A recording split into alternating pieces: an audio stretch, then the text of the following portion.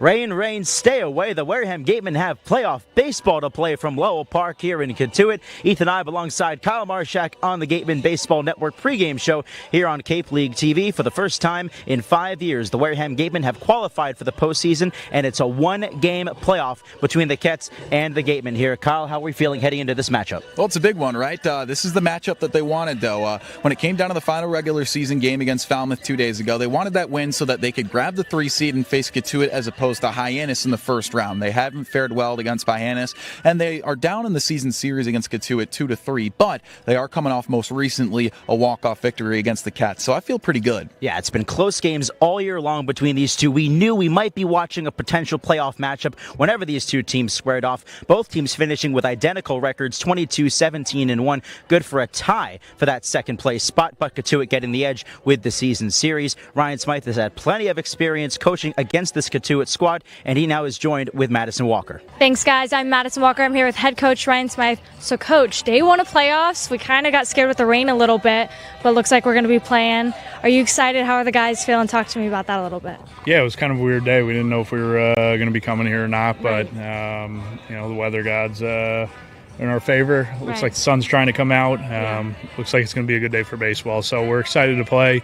Nobody wanted to wait another day. We want to get this going. Energy's high. We're excited to play.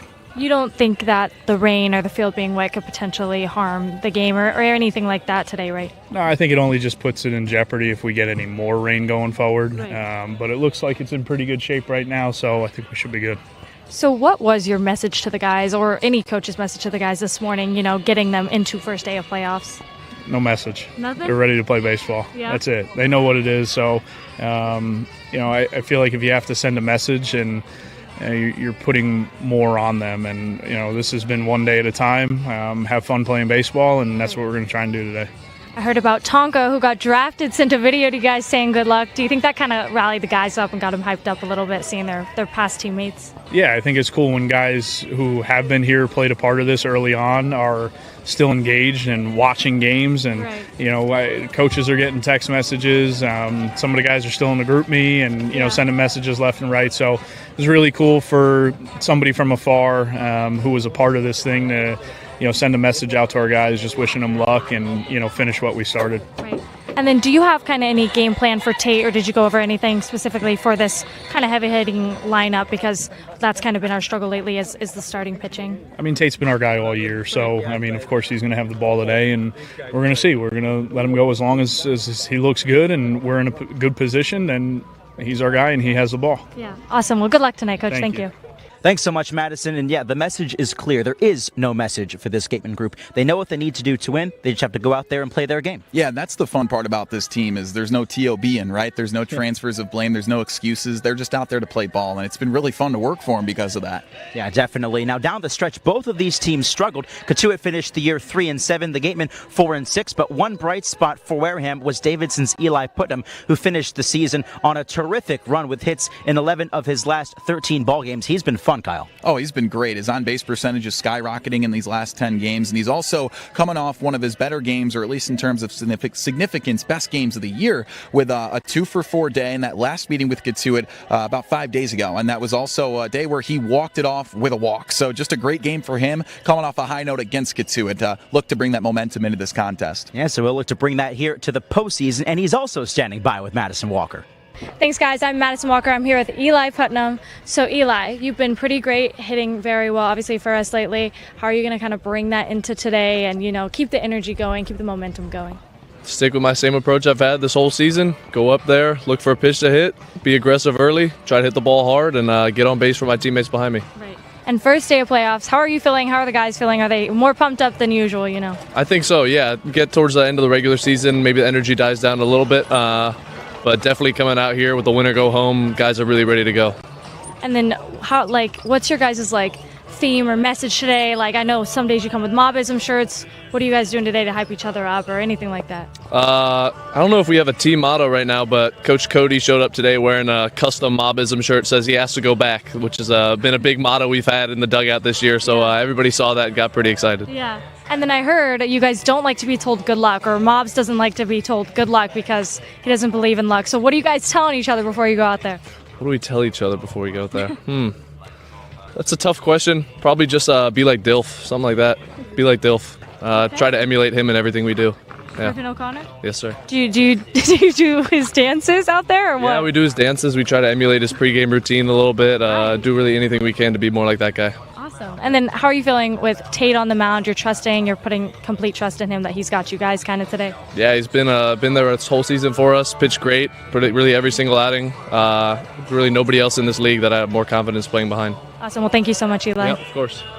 Thanks again, Madison. Yes, Eli Putnam certainly a mainstay in this lineup. Who else should Gateman fans keep an eye on today? Well, no luck needed, right? That's what he was saying. And with that, there are guys that are just creatures of routine. And for Murf Gray, it's been a routine to hit the Kettleers. He's 9 for 20 against Cotuit this year. So that's my other guy to watch out for in terms of Wareham facing Cotuit. And then with the righty on the bump, Tate McGuire, lefties galore for Mike Roberts' lineup in the Kettleers. Jared Vincula, leading hitter in the league, 392 average. That's the best. And then 2 contact/power guys in Tanner Thatch and Brandon Compton, both left-handed hitters too. Yeah, and the Gatemen stacking up on left-handed pitching, specifically in the bullpen, just in case they had to face Cotuit in the postseason. So we'll see if those moves pay off. Let's take a deeper dive now into the pitching matchup. That is Tate McGuire getting the start, the right-hander out of Arkansas, making his 8th start of the year. Him and Cole Layman, the only 2 Cape League starters who actually went 7 games this year. Tate struggled his last time out. Let's see if he can return to form, huh? Yeah, we'll talk about those 7 starts, right? It's nice to have guys that have been so reliable for him all year. And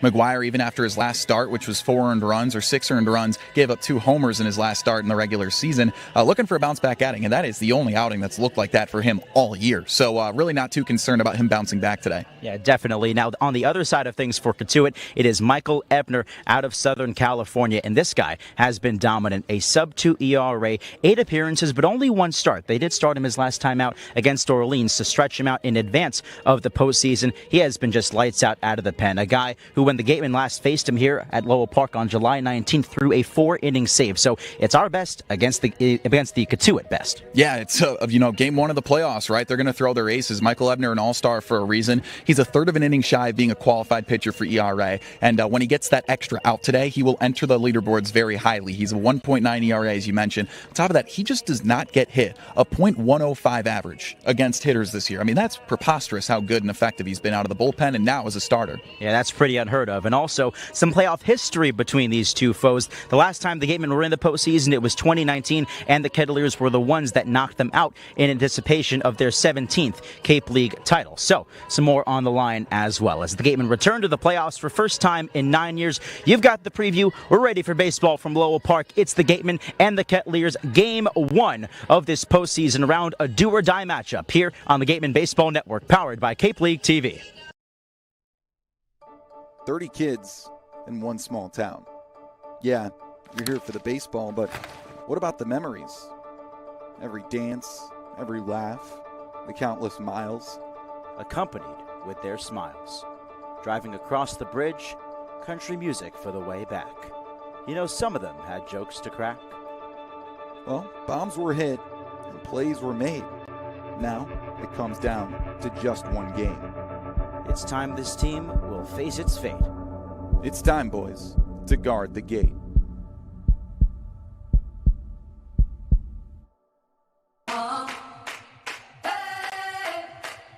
Not a soul wrote anything about this team heading into this season. They were the footnote of every preview. They have defied all odds and all expectations. I'm living in that 21st century, doing something mean to it. Do it better than anybody you ever seen. Do it. Screams from the haters, got a nice ring to it. I guess every superhero need his theme music. No one man should have all that power. 3, Antonio Hyannis, are you kidding me? Nick really looking to contribute, and there it is. A shot to right field, a backflip with it, and a foul. The system broken, the school's closed, the prison's open. We ain't got nothing to lose, everybody we rollin'. Everybody we roll. With some lights White matches one right side, through into right field for a knock. High, deep left field. Look at this one flying. Billy Parker. Welcome to Spillane. A walk-off for the first time in 5 years. Our postseason bound.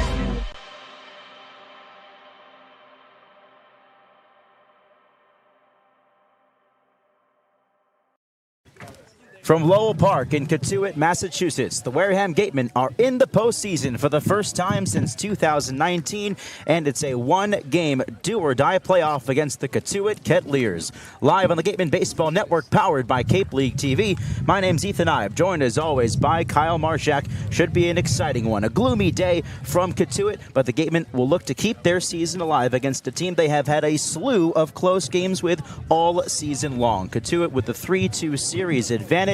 Should be a fun one today here at Lowell Park, Kyle. Yeah, it's a big one. One of those games where the storylines just write themselves. This team in the playoffs for the first time in 5 years snaps the longest playoff drought in the Cape League, reigning up until this point.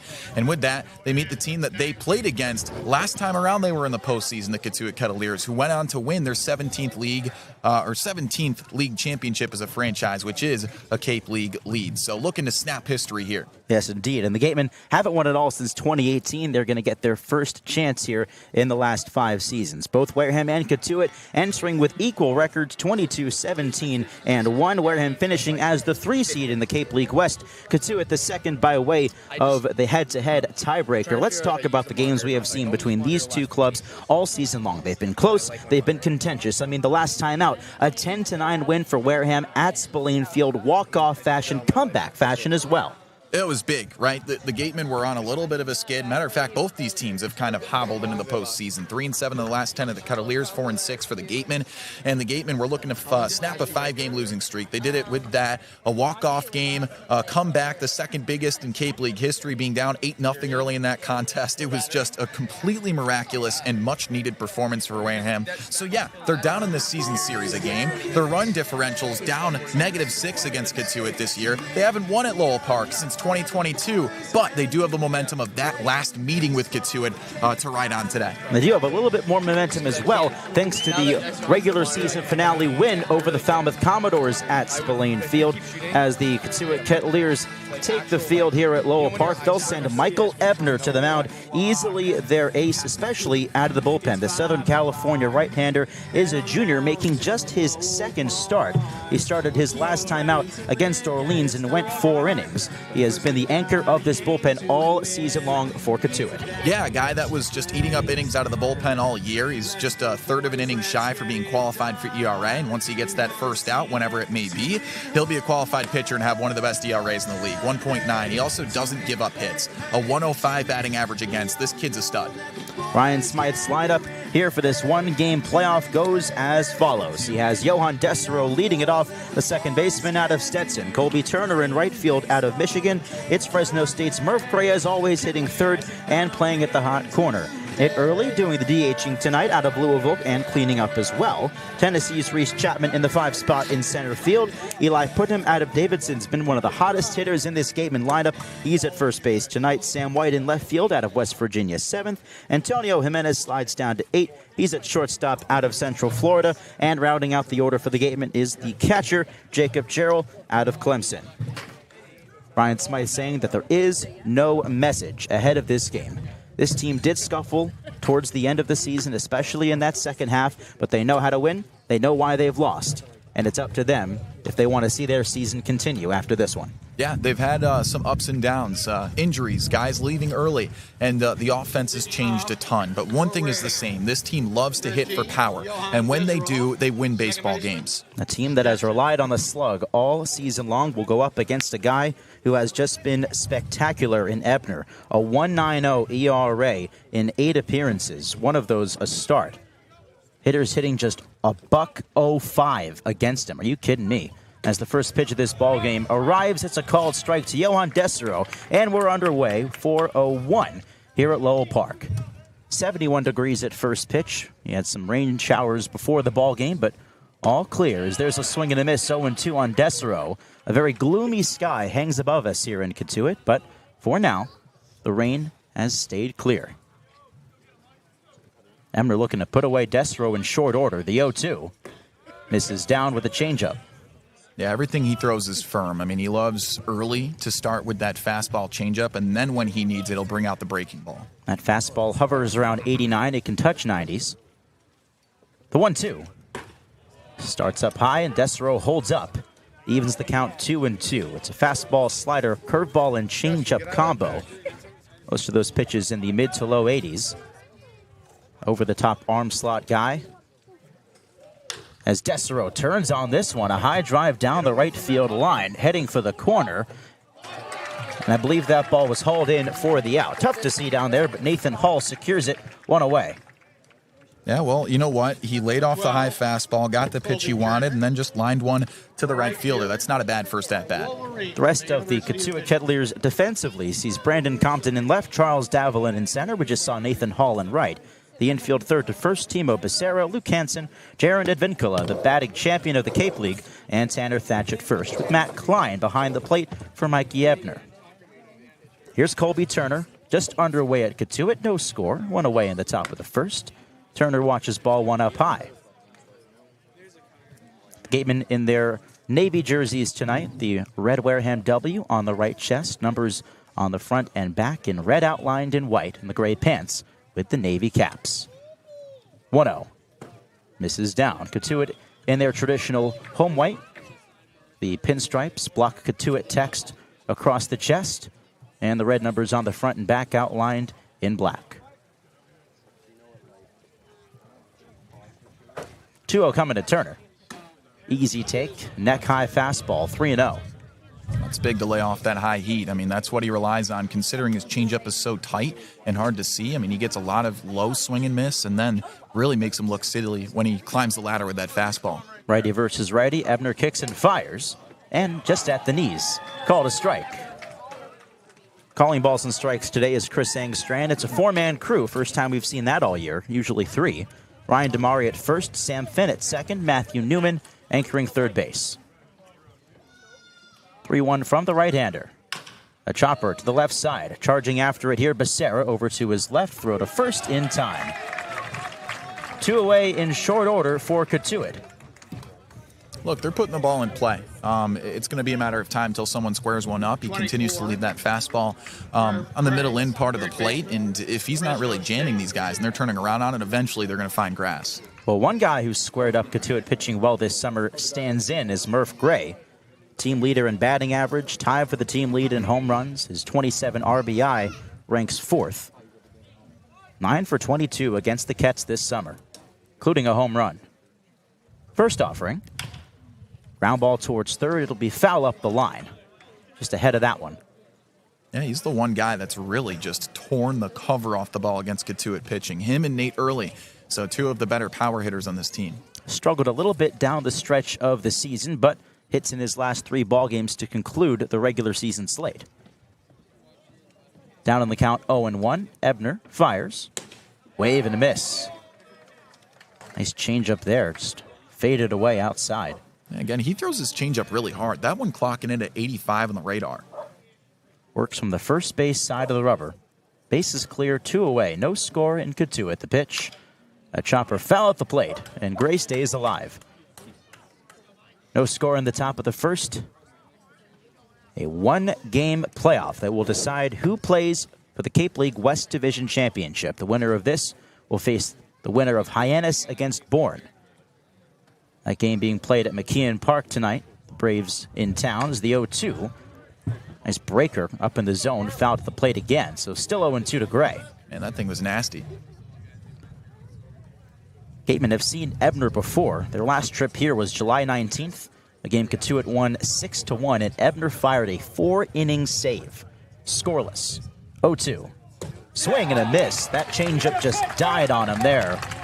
A strikeout to conclude matters here in the top of the first. The Gatemen retired in order, going to the bottom of the first. No score from Lowell Park. This is Gatemen postseason baseball on the Gatemen Baseball Network, powered by Cape League TV. Whatever your technology needs are, Secure One can help. Learn more at securone.com. SecureWON.com. The Wareham-based AD Makepeace Company, founded in 1854, is North America's largest cranberry grower, the largest private property owner in eastern Massachusetts, and a recognized leader in environmentally responsible real estate development and stewardship. For 170 years, AD Makepeace Company has supported community events and organizations like your Wareham Gatemen. Visit admakepeace.com to learn more. Attention baseball fans, are you ready to hit a financial home run? PCT Federal Credit Union is here tonight to make your dreams of home ownership and driving off in that new car a reality. Their unbeatable low rates on mortgage and auto loans are a win for everybody. Whether you're rounding the bases to buy your first home or looking to upgrade your ride, PCT Federal Credit Union has got your back. Swing by their tent before you leave or visit their website to learn more about how they can help you step up to the plate and score big on your financial goals. The AD Makepeace Company also owns and operates Reed Custom Soils, the area's leading manufacturer of custom soils, including CU Structural Soil and Rooflight Certified Green Roof Media. Reed Custom Soil is also a manufacturer and distributor of baseball infield mix and conditioners. To learn more, visit www.reedcustomsoils.com. Bottom of the first inning from Lowell Park. No score here in the Cape League playoffs first round. Do or die, Gatemen and the Kettleers. As Tate McGuire takes the mound, here's the lineup he'll face from the Kets' 20th year head coach Mike Roberts. It's Arizona State's Brandon Compton leading it off in left field. Devin Taylor out of Indiana, the DH second. North Carolina's Tanner Thatch third. And playing first base, Charles Davlin, the center fielder out of Arkansas, cleaning up. Matt Klein, the catcher, out of Louisville fifth. Cal's Jaron at Vincula sixth and playing second base. Nathan Hall in right field out of South Carolina seventh. Timo Becerra eighth, the third baseman out of Stanford, and Virginia's Luke Hansen, the shortstop, batting ninth. Again, the lineup for Cotuit: Compton, Taylor, Thatch, Davlin, Klein at Vincula, Hall, Becerra, Hansen, as there's a called strike to Compton to begin the Kets' offensive first inning. Gateman set down in order, 1-2-3, thanks to Mikey Ebner, as Tate McGuire deals his second pitch and Compton swings, skies this one. First base side, foul ground. Gerald loses the mask, tracking it towards the fence, and it hits off the fence. The wind blowing in from left field here a little bit certainly impacted that ball. Yeah, that thing kind of hung up there and got pushed towards the fence. Talk about good luck on your first AB. Compton kind of getting a second life on that. So here's Tate McGuire, ready for battle. The Gateman ace. Last time out, though, not his best work against the Bourne Braves. Final day of July, 6 earned runs over 2 2/3. The first time we've truly seen him struggle as he deals a foul tip. Compton stays alive, still 0-2, but throughout this season, he has proven to be a weapon for Ryan Smythe's rotation. That last outing certainly an outlier. He only allowed 2 earned runs max at his previous 6 starts. Yeah, 2 homers in that. Not his day at all. 0-2 pitch. Changeup misses down, 1-2. Yeah, Bourne last time around just saw his stuff really well. A hitter-friendly ballpark there, but man, they just drilled him, and he's going to be back to original form today. Let's hope so. The 1-2 pitch. There's the changeup and a swing and a miss. Compton down for out number 1. Both pitchers looking solid. This is what you get in a one-game playoff. Ace versus ace. We're expecting a pitcher's duel today. Oh, grab your popcorn. I mean, these are 2 of the best arms in the league facing off against one another with elite offenses. And Devin Taylor climbs in next. Batting from the left side, DH out of Indiana. McGuire powers it by him for strike 1. 93 on the gun. Fastball, slider, curveball, and the changeup. Misses inside, 1-1. What an addition this Taylor kid is. Second half, great hitter. Yeah, 296 finishing to the regular season. 1-1 coming. Slap foul the other way. This is a Cotuit team that has seen a whole lot of turnover this summer. Well over 60 players have donned the Kets pinstripes this year. 1-2 pitch. Just misses low and inside. And for Mike Roberts, that's a challenge and one that he has embraced. Getting different guys opportunities. He has seen some consistency in the lineup at least, but on the pitching staff, 14 new guys added over the last 3 weeks. The 2-2. Broken bat roller up the first base line and foul. And Taylor will have to get some new lumber. They used 47 different pitchers throughout the season, 68 total kids, including the position players. I mean, just the most turnover in the league by a very large margin. Taylor over to the dugout to grab a new stick. Gets the pine tar to rub it up. No score here in the bottom of the first. Base is empty and 1 out. Gatemen are 0-2 at Lowell Park this summer. They have not won here in Cotuit in over 2 years. July 8th, 2022 was the last time that happened. So they're 0 for their last 6 tries. Looking to make some history and end some history as well. 2-2 swing and a miss. He left the changeup up.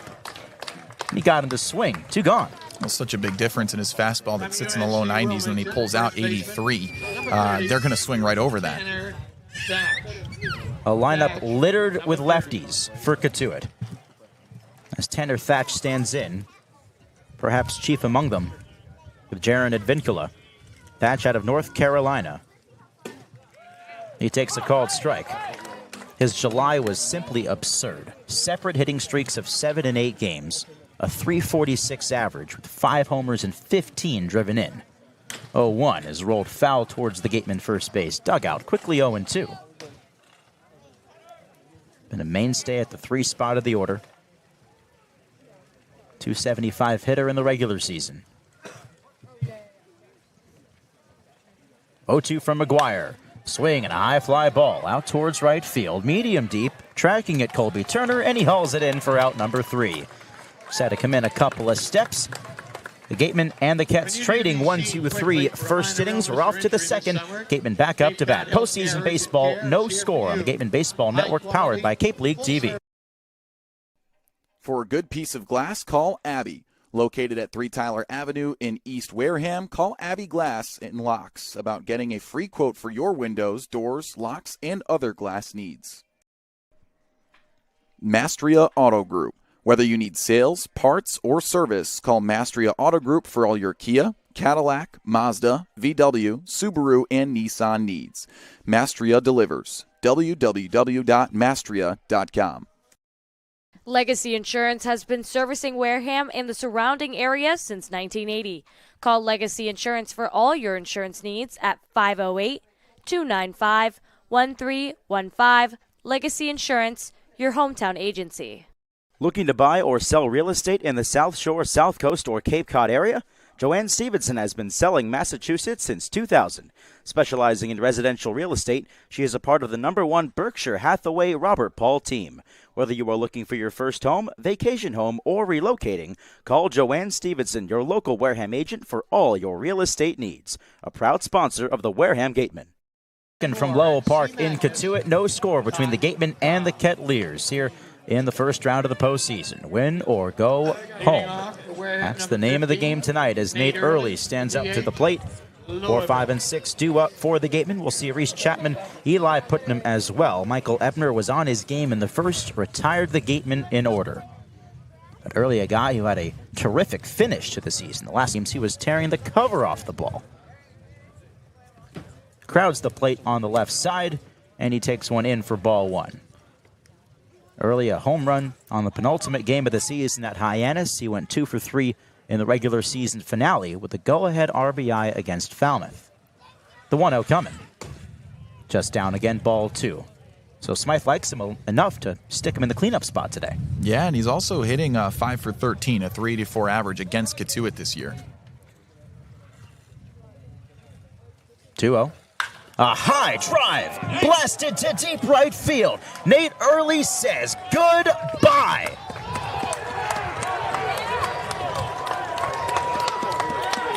What a shot from Nate Early. A towering drive down the right field line. And a 1-0 Gateman lead. Mike Roberts is out there to argue that that ball was foul as Nate Early completes his home run trot. He just gave the Gatemen a second inning lead.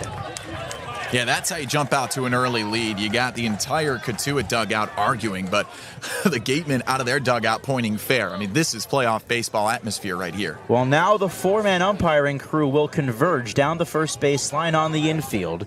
Chris Engstrand, the home plate umpire, joins Ryan Damari, Sam Finn, and Matthew Newman.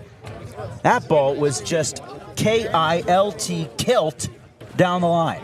Oh, my God, man. When he turns over on a fastball on the inside edge, good luck finding that baseball. He has some of the most raw power in this league. The umpiring crew still discussing this. We have seen earlier this summer a home run overturned simply by virtue of a crew chief review.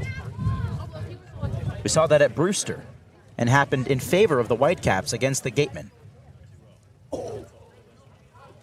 They just called it a foul ball. Wow. They just reversed Nate Early's home run. Here's Ryan Smit out of the dugout. Chris Engstrand put his hands up, said foul ball. Smythe is out there to discuss it. He's not hot. He just walked out there and started the talk. He's not showing any sort of animated anger here. Obviously upset, but I mean, this is the second time this year where an umpire and crew has overturned a home run / non-home run call against the Gatemen. Earlier this year, I believe they were at Brewster when they lost 11-1 early in the season. Someone hit a ball down the right field line. They called it foul, overturned it as fair as a home run. And here we are, getting one down the line in the second inning, called it a home run, and now they wave it off as foul. And it looks like that's how this is going to stand. And Nate Early hasn't come out of the dugout yet. Mikey Ebner's been throwing some warm-up pitches. Evidently a 2-1 count on Nate Early. I mean, that ball was just crushed. The umpire is overturning it. And now he'll step back up to the plate. And not to mention, Early had some words for Ebner as he was rounding first base. It's already getting chippy, folks. We're in the second inning here at Cotuit, and officially no score. So Early climbs back into the left-handed box with a 2-1 count. Nobody on, nobody out in the top of the second. The pitch. Change up just inside. 3-1 on Early. What a circus play there. What a play of events. I mean, 3-1 from Ebner. Skied in the air, out towards right center field. Going after it, Hansen the shortstop. Davelin in, everyone's losing it. Now it's Davelin there to make the catch. At the last second, you saw Hansen scramble for it, and Davelin charged in from center to make the grab. So, an eventful first out. Wow. Man, I mean, I haven't seen a sequence of events like that all year. A home run becomes out number one. Go figure.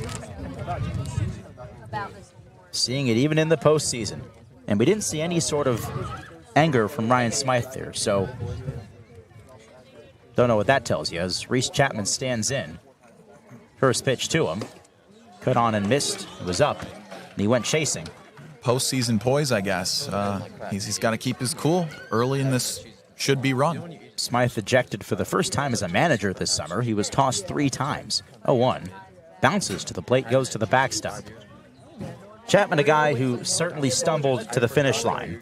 0 for his last 15 in the last 4 games, just 1 for his last 23. So they're going to need him to step up here in this one-game playoff. 1-1. Fastball up, ball 2. Ebner checking in at 92 that time. No score in the top of the second, and the base is clear with 1 away. Ebner comes set, ball and glove, waist high. The righty fires. Driven in the air down the left field line. Going after it, Brandon Compton, ambling into foul ground. Still on the move, camps under it and makes the catch.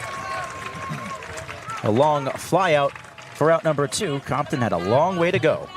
Yeah, that one tailing away from the fence. I mean, you know, these are hard pieces of contact. They're just not lining it up unless it's a foul ball. And so here's Eli Putnam. 5 up, 5 down to start this ball game for Michael Ebner of Cotuit. Base is clear with 2 away. No score on the top of the second. Putnam, a terrific way to finish out the regular season as he watches. And there's ball 1. Hits in 10 of his last 12. He's riding a 12-game on-base streak. Easily the hottest bat in this Gateman order. The 1-0. Bash towards second. Advincula there on one hop to gather it in. Easy throw to first, out number 3. Well, it was an eventful top of the second, but in the end, the Gatemen go down in order yet again. Bottom 2 coming up, a scoreless ball game from Cotuit. Postseason baseball on the Gateman Baseball Network, powered by Cape League TV. Welcome into our first edition of the Wareham Walk-Off in 2024. And our first guest, as we get to know you, is Tony Pluta, a right-handed pitcher out of Arizona. You ready to row? do it. Let's do it. All right, Tony. Well, you're from Chicago, so what brought you out west to Arizona? So my recruiting coordinator at Arizona knew my high school coach really well and knows that whole area very well. So it's just kind of how I got connected with them. Gotcha. So they reached out to you in high school. You told me you topped out at 95 in high school, so pretty easy to get noticed? Yeah, that definitely helps. But, you know, going to all the tournaments and all that kind of thing helps. Okay, well, on top of that, you've developed some accolades in your short career in college baseball so far. You were in the Northwoods last year, and then college ball treated you well in 2024. Your spring was pretty fun. How about that Pac-12 championship? What was that like? It was amazing, especially being the last Pac-12 championship. It was an awesome feeling to win the last Pac-12 game ever. Yeah, and then Brendan Summerhill, your Gateman teammate, hit the walk-off. So is it cool to share that moment with your Summer teammate as well? Oh yeah, it's great. Every moment with Summer is something special, so it's great to have a teammate like that. Speaking of Summer, you've been to a lot of different baseball destinations. This is kind of your first one for an extended period of time out east. Where does Wareham rank all time? It's pretty great. I mean, the Northwoods was definitely its own thing, but I love Wareham. It's a great spot to be. Yeah, it's been fun so far. We made it to home plate, so my final question for you, what's the goal this summer? Just pitch well, throw strikes, and get guys out. Awesome. Thank you, Tony. Thanks, Kyle. That's our first edition of the Wareham Walk-Off. We'll catch you guys next week. Heading to the last of the second inning, the Kets back up to bat. Scoreless ball game from Lowell Park in a one-game playoff here. The first round of the Cape Cod League playoffs. Win or go home for the Gatemen or the Kettleers. Tate McGuire back on the bump. He deals to Charles Davelin, who swings and crushes this ball deep to right field. Going back, Turner, and it is gone. One pitch is all Charles Davelin needs. 1-0 Cotuit.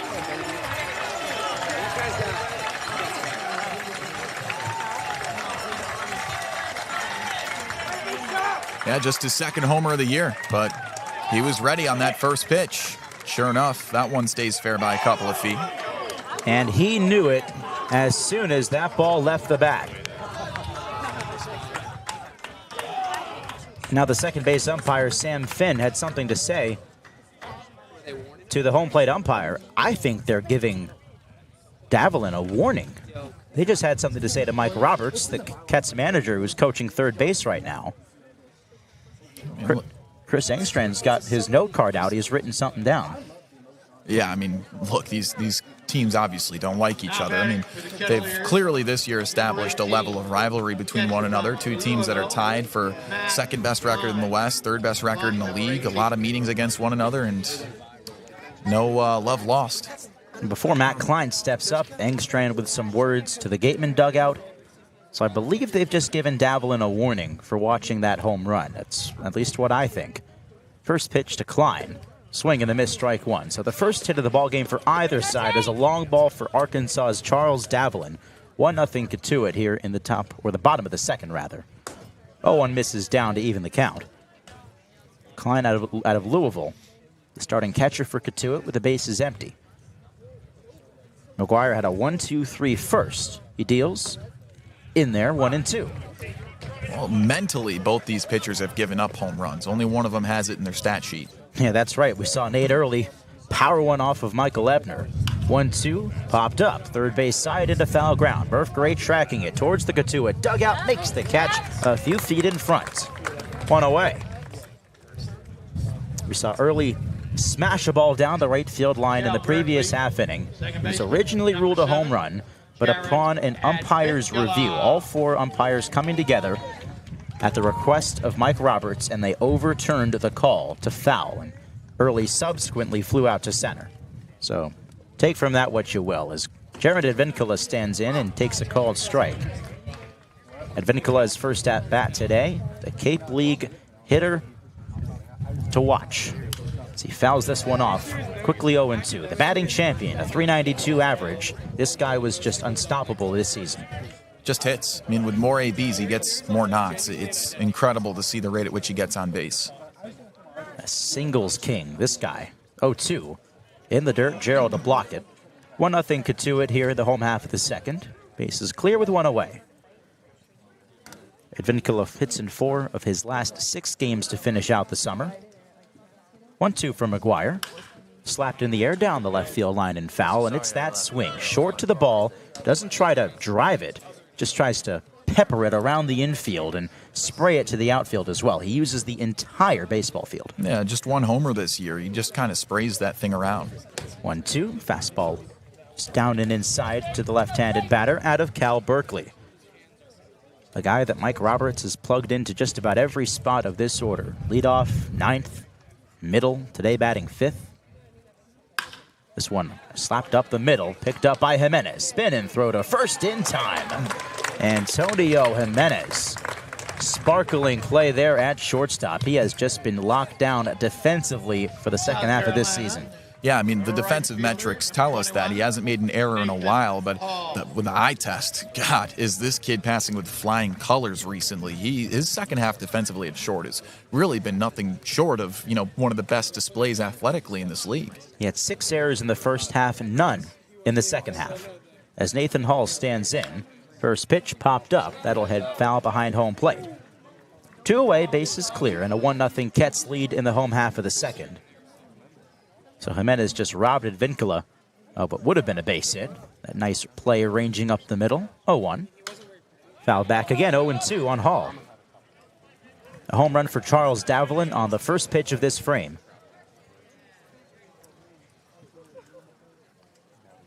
Gatemen not a team that allowed too many home runs this year. 0-2. Swing and a miss. Nice tight slider there from McGuire. Retires the side, but not before Charles Davlin says hello and goodbye to a baseball to right field on the first pitch he saw. We're going top of 3, 1-0 Kettleers here. Postseason baseball on the Gateman Baseball Network, powered by Cape League TV. Welcome into our next installment of the Wareham Walk-Off, and this time we're joined by a Wareham Gatemen infielder out of Fresno State, Murf Gray. You ready to roll? Oh, yes, sir. All right, let's do it. Well, how was the Cape trip choose your destination this summer? Honestly, pretty great. I love it out here. The weather's nice. The people are great, and I'm playing with some of the best, so I love it. Warm weather, too, I guess kind of akin to California being from there? Yeah, pretty similar. I'd say it's more humid here, but I mean, it's more dry heat in California. Gotcha. All right, well, before you were Mountain West Freshman of the Year, you had a pretty good high school athletic career. I heard you played basketball. Were you a good hooper? Yeah, I was a decent hooper. I played some center, some power forward. I did all right. Okay, you were kind of forcing that center role. I mean, you're 6'4", 6'5". I guess you were the tallest kid on the team? Oh, yeah, for sure the tallest on the team, so I kind of got forced into that. Okay, well, another thing that you did that you don't do now was pitch in high school. Is it true that you tossed a perfect game? Yeah, so that was our first game of the season. I tossed a perfect game, and it was honestly just kind of weird and surreal since I wasn't going to be a pitcher at the next level, so it was just... Okay. And then where did that transition happen where you decided to just become a hitter? I want to say about my junior year of high school, I was more focused on hitting, just becoming a better hitter, kind of bettering myself, and then I love hitting. It's my passion. So. Well, you're pretty good at it. You're on a hot streak right now, and you hit 3 home runs in a matter of 48 hours at the beginning of this week, too. So we're glad to have you. My final note on that, to get to know you before we end this session, your birth certificate says Tristan. So where did the name Murf come from? So the name Murf comes from the movie Like Mike, one of my favorite movies. Little white kid in there named Murf. Super pale, super white, and then when I was born, I was the same way, super pale, so the nickname just kind of stuck ever. Sky lightening up just a little bit here in Cotuit, Massachusetts from Lowell Park, the site of round 1 of the Cape Cod Baseball League playoffs. So 1-game playoff between Wareham and Cotuit. As we go to the top of the third inning, 1-0, the Kets lead the Gatemen. Ethan Eibe alongside Kyle Marchak. Sam White steps in, batting from the left side out of West Virginia. Michael Ebner back out there for more. Right-hander comes set and deals. White a roller up towards first, picked up by Tanner Thatch. He'll underhand toss to Ebner, covering. 1 pitch, 1 out. Well, look, these guys are spraying the ball hard around the yard, just haven't found grass yet. But their approach is looking good. It's not like it's a ton of swing and miss. Gatemen have been an aggressive team throughout this season. As Antonio Hyannis stands in, it's been 7 up, 7 down for Michael Ebner, save for the Nate Early home run that wasn't.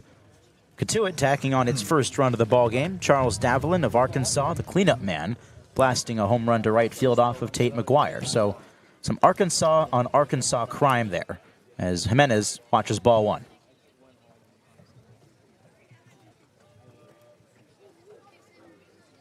Hyannis batting 8th today, playing shortstop, the 1-0. Breaking ball taken down 2-0. Hyannis also sputtered to the finish line a bit No hits in his last 5 games, a combined 0 for 13. But he has supplied the pop at times, tied for the team lead with 5 homers. And he watches ball 3 up and in. Standing pat at 71 degrees here in Cotuit. It poured a couple hours before first pitch, and still a very gloomy sky above us. The 3-0. Watches one right down the middle. So ominous skies. That's all I'll say. Ebner's 3-1. Cue shot towards second. Advincula charging in, has to deal with the spin. Underhand toss to first, and he is safe. Jimenez beats it out, and it's the first hit for the Gatemen tonight. A little cue shot gets it done. Yeah, he saw that slider late, kind of got jammed, but was quick enough to get some barrel on it, so we'll take the hit. Jimenez using all of his speed there, and Advincula's quick as well at second base, had no other option but to shovel it to first, and by that time Jimenez had beaten out the play. So here's Jacob Jarrell, the Clemson catcher, batting 9th. Runner on first, 1 away. Top of the 3rd inning, 1-0 Kettleers. A check on Jimenez at first. He dives back in safely. Down the stretch, we saw Jarrell get some starts in the cleanup spot. Another check on Jimenez. He's safe again. So Jarrell getting the nod over Sam White behind the dish. Of course, White starting in left field with his versatility. First pitch.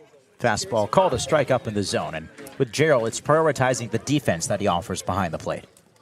Oh, big time. He's very sound, especially with the blocking. He's just a guy that you feel really safe pitching to. Pitch framing as well, as there's another check on Jimenez.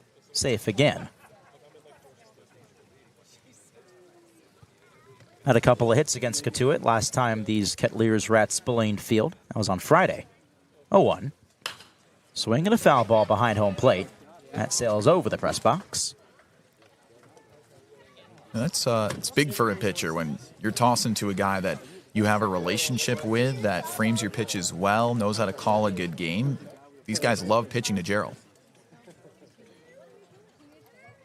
Jimenez off of first. Here's the 0-2. Breaking ball lifted and foul down the right side. So still 0-2 to Jarrell. And on that note, you have to learn a pitching staff that is very fluid, in and out. These guys come with the innings limits and the constant turn and churn of the Cape League rosters. It's definitely not easy. Ebner again throws to first. Jimenez back. Well, I mean, just look at the example of Cotuit. 47 different pitchers this year on the roster. That is just insane. A lot of turnover for Mike Roberts' group. 0-2. And again, Jarrell spoils it. Fouled back. Fastball that time.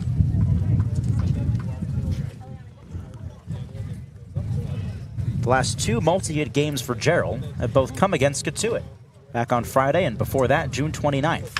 He bashes this one up the middle, off the mound, picked up by Hansen, shovels to Advincula for 1. The turn, attached the pick, and they got him. What a double play turn by Cotuit. Started by Hansen, a flip to Advincula, who made an awkward throw to first base, contorting his body, and Thatch with the excellent pick to finish it off. A fancy 6-4-3 double play to end the 3rd. We go bottom of 3 from Cotuit. Still 1-0 Cats. Postseason baseball on the Gatemen Baseball Network, powered by Cape League TV. Edition of the Wareham Walk-Off, and this time we're with an outfielder from Louisville, Michael Lippy. You ready to roll? Yes, sir. All right, let's do it. Well, Michael, like a lot of players in this team, you've been around the block. You're from Wisconsin, highly ranked player, and then you were in the Northwoods. So what brought you to the Cape? I think had a pretty good year in the woods, and my coaching staff just told me it's just the next step in the process of college baseball, so they decided to send me here. So, I mean, it's a blessing that I got sent here. It's a blessing I'm still here. So. Gotcha. So what about the big difference between Midwest baseball and the East Coast? Is this your first time being akin to the East Coast other than playing in the ACC? Yeah, I mean, this is my first time in the East Coast. I would say, like, playing baseball here and in Wisconsin, it's pretty similar in a way. I mean, obviously the competition's way higher out here in the Cape and the woods and woods in Wisconsin and everything. It's much. The talent isn't as deep as it runs in the Cape. All right, well, my final question now that we're at home plate, which is a familiar spot for you. Your favorite memories playing baseball here in Wareham so far? Favorite memories probably just like the bus rides and going on that winning streak that we had earlier in the season. I think that was like a lot of fun. Just to, it's baseball's a lot more fun when you're winning games and stuff, no matter like how you're doing personally or anything. So I mean, it's just great team, great environment. So I'd say that winning streak and just all the bus rides have been a lot of fun. Yeah, so, seems like it. Well, can't help but agree. Thank you, Michael. Yep. All right, that's Michael Lippi. I'm Kyle Marchak. We'll catch you guys for our next edition of the Wareham Walk-Off. Bottom of the third inning from Cotuit. It's a 1-0 Kettleers lead here. A one-game playoff between Wareham and Cotuit to decide who will play for the Cape League West Division Championship. Ethan Eibe alongside Kyle Marchak, our producers tonight, Joseph Patrick Henry and Allison DeWitt, as they have been all season long. And, of course, our sideline reporter, Madison Walker. We'll hear from her at the conclusion of the fourth inning. Tate McGuire back on the bump to face Demo Becerra, Luke Henson, and Brandon Compton. We just saw a terrific double play turned by the Cats defense, 6-4-3 to retire the side, Kyle. Yeah, well, I mean, the Cats defense has been pretty solid all year. That's one of their things is they take care of what they can control. And with that, sixth overall, very consistent, only 44 errors. And, well, their middle infield's played a lot of innings together. Becerra at the plate, first pitch is lofted foul down the right side, 0-1. First and only run of this ballgame, blasted off the bat of Charles Davlin. It's a leadoff bomb in the home half of the second, 0-1. Breaking ball in there, 0-2. So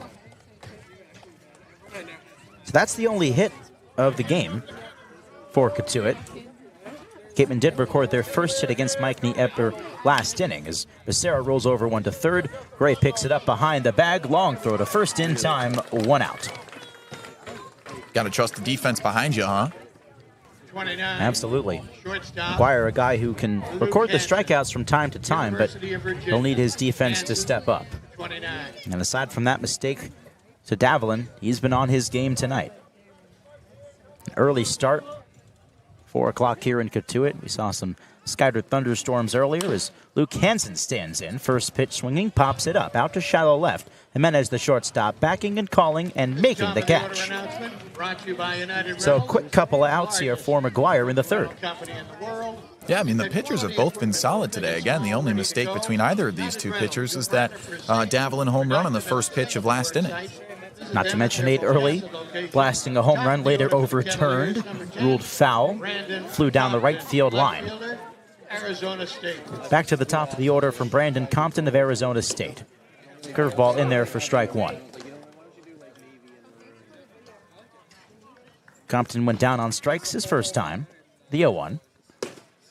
Watch it just outside, evens the count. Compton all over the Cape League leaderboards this summer, second in RBI with 30. Cuts and misses, 1 and 2. The top 10 in hits, home runs, walks, OPS, on base percentage, you name it. His name is up there. 1-2. Nice biting slider, just missed down. 2-2 to Compton. 1-0 Kets, nobody aboard, and 2 away in the home half of the third. 2-2 from Tate. In the dirt, gets away from Gerald and a full count. Notice that the Kettleers' pants are a different color from their jerseys. Very faint, right. The pants a brighter shade of white than the jerseys they wear. Pinstripes on both. Here's the payoff. And that changeup gets away from McGuire. Ball 4. And Compton reaches with 2 gone. Number 20. Compton reaches base. What's new? DH, Indiana. Taylor. He's been the guy setting the tone at the top of the order. As we mentioned, a slew of left-handers across this Cotuit lineup. 5 out of 9 today, as Devin Taylor stands in. 2-away runner on first. Pitch at the knees, a called strike 1. Taylor also struck out his first time. 1-0 Cotuit here in the bottom of the third. McGuire comes set, ball and glove at the belt. 0-1. Waves and misses. Took a little bit off that one as well.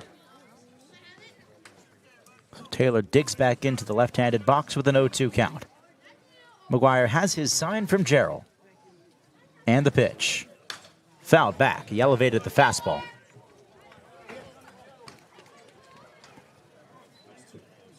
Fastball's good up in the zone. See if he comes down, obviously, and tries to bury the change here. Compton off of first with 2 away. 0-2 again.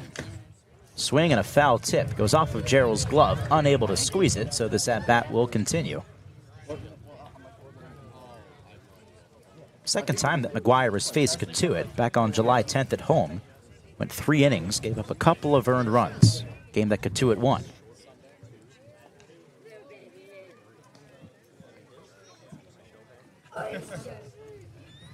McGuire's 0-2. Roller foul up the first base line. Taylor continues to battle.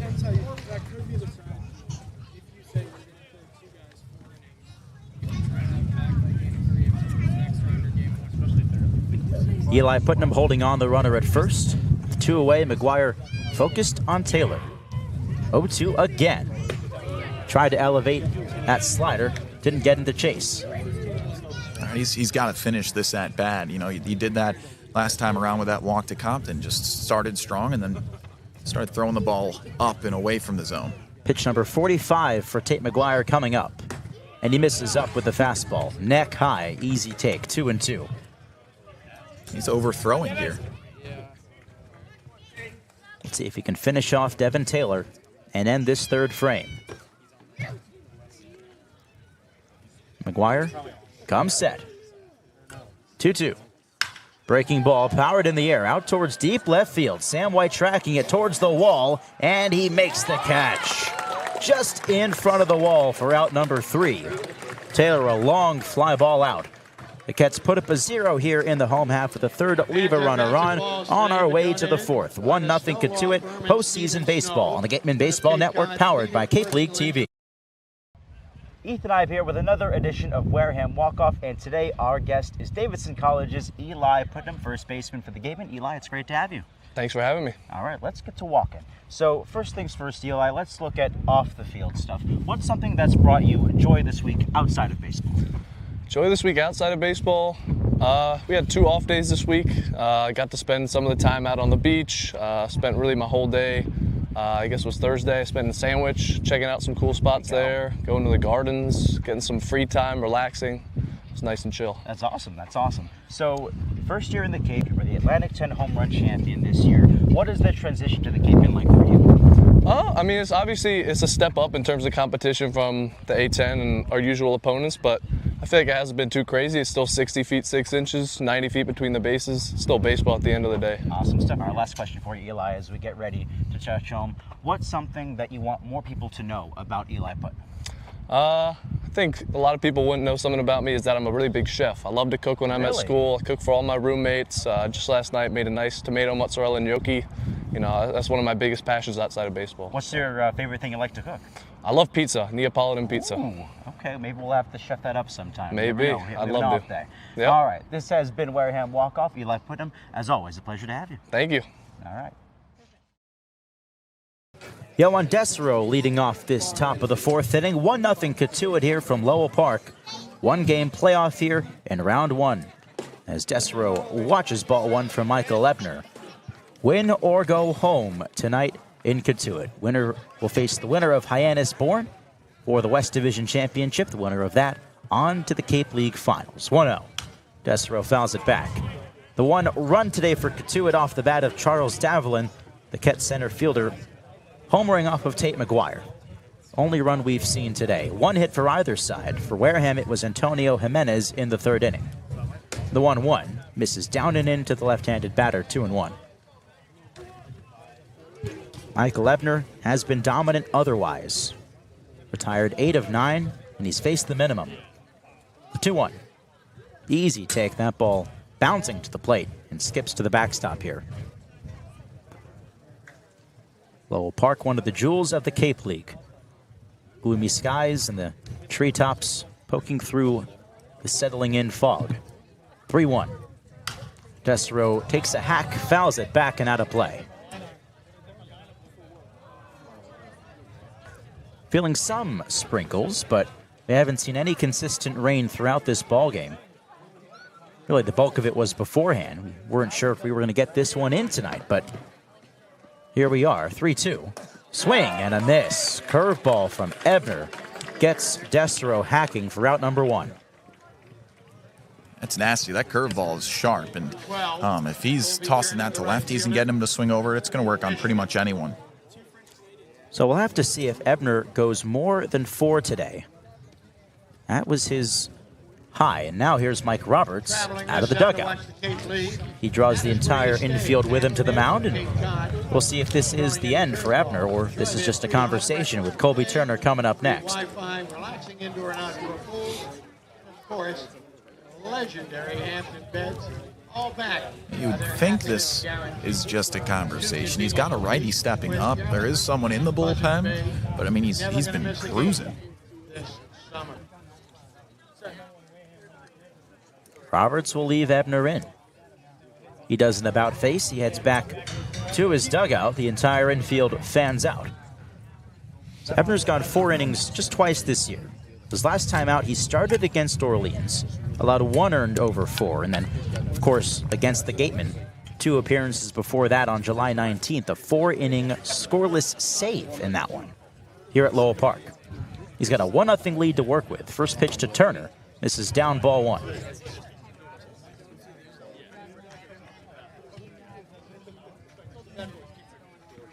Overall, we've seen this Gateman offense stumble to the finish line in the regular season. There's ball 2 down. Talking to Mike Mahabs, he told us how important it is for this group to set the tone. Unfortunately, it's hard to do that even against Ebner, the Cotuit ace. It's just so controlled, and he has nasty stuff. 2-0. Fastball zips outside, and it's a 3-0 count on Turner. Tell you what, in terms of approach, these guys are peaking at the right time. I mean, not a lot of chasing and swing and miss out of them today. 3-0 coming. Right down the heart of the plate, a called strike. Base is clear. 1 away in the top of the 4th. 1-0 Kettleers. Do or die time for the Wareham Gatemen, making their first postseason appearance in 5 years. 3-1. Bounces to the plate, ball 4. Nice at-bat there for Turner, just the second base runner of the ball game for Wareham. That's great stuff right there. I mean, you kind of forget that Ebner's stuff is so good that sometimes he relies on the fact that he doesn't even have to toss strikes. He has stuff that looks like it's going to finish in the zone, and it's a lot of swing and miss. So Turner with the right approach there. And it looks like Ebner's day is done. Mike Roberts out of the dugout for the second time in this half inning. He will take the ball from his right-hander out of USC. Likely a right-hander coming in to replace him with Murf Gray, scheduled to bat next.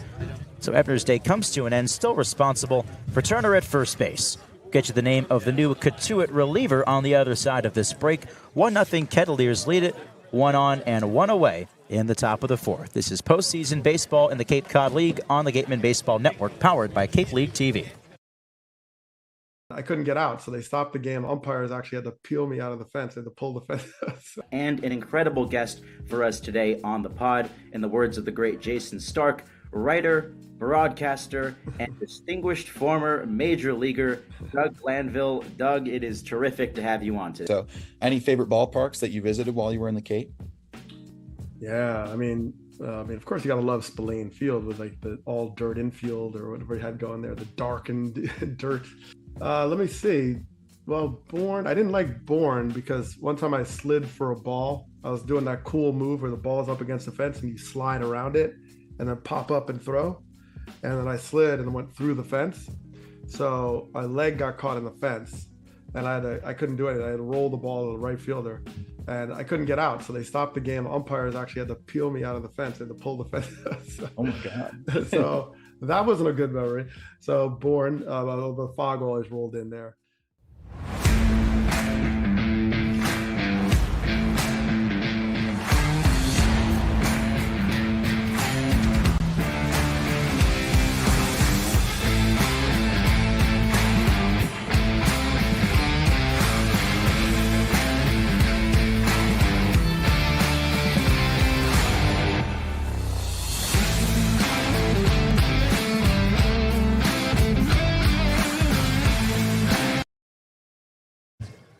Back here on the Gateman Baseball Network, pitching change for the Cotuit Kettleers. It is right-hander Taylor C. entering the ballgame out of Texas State University. He takes over for Michael Ebner, who received a nice round of applause as he made his way back to the Cotuit dugout. He dazzled today over 3 1/3. A walk to Colby Turner was the last batter he faced. He's still responsible for Turner as Say enters the ballgame. A terrific effort from Ebner tonight. Oh, yeah, electric stuff. Again, stuff is the thing with him. He gets a lot of swing and miss and guys to chase stuff out of the zone because his fastball rides so high. His changeup is a big swing and miss pitch. He changes speed so well. So we'll see how Taylor C. takes over. This is his first relief appearance, evidently with a one-game playoff at hand, throwing everything at these Gatemen tonight. Taylor C. playing in his 4th game here. His first start was against the Gatemen. That was back on July 19th. He got the win, and he shoved 5 innings of 1-run baseball. So the Gatemen have seen him before, and we'll see if they can have some success this time as Murf Gray stands in. 1-0 Kettleers lead it here in the top of the 4th inning. Colby Turner at first with 1 away. Gray 0 for 1 with a strikeout. Fresno State product, a .329 hitter on the season to lead the Gatemen. That was good for 6th in the Cape League. But first to check on Turner, he's back in safely. 1 run allowed by Tate McGuire. It was a Charles Davelin home run. The Cotuit center fielder out of Arkansas, leading off the 2nd inning, blasted that one. Another pickoff play, Turner back. Well, new opportunity for these Gatemen. They weren't able to figure out Ebner. Let's see if they have some success against Taylor C. First pitch to Gray. Checks his swing, doesn't matter. It's a called strike at the knees. See how quick they can get a read on this guy. It's interesting that Roberts has kind of pitched his guys backwards. Threw a reliever essentially for the start, and now throws a starter for the first guy out of the bullpen.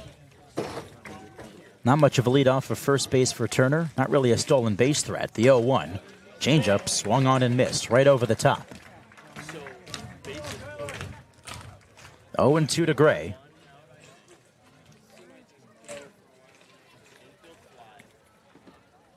Righty on righty. C comes set. Throws to first again. Turner back.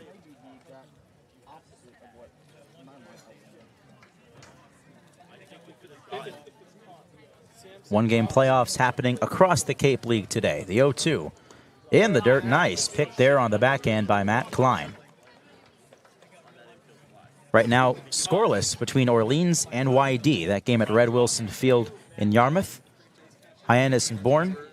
First pitch set for 5:45 in Hyannis. And Chatham and Harwich going at it from Veterans Field at 7 o'clock.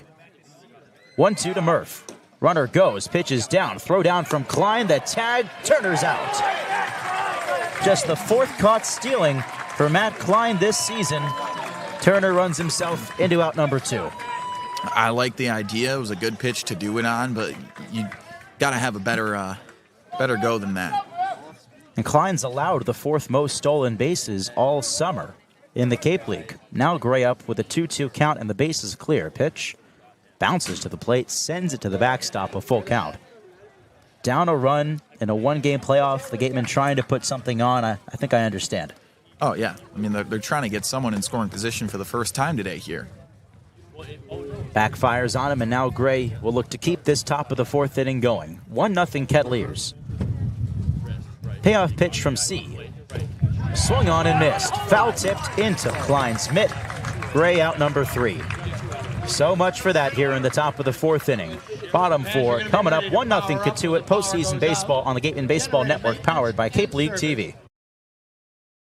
Ethan Eibe here with another edition of Wareham Walk-Off, and today it's right-handed pitcher Cole Layman out of Lehigh University. Cole, It's great to have you. Let's get going. Thank you. Thank you. How did you even find your way to Wareham?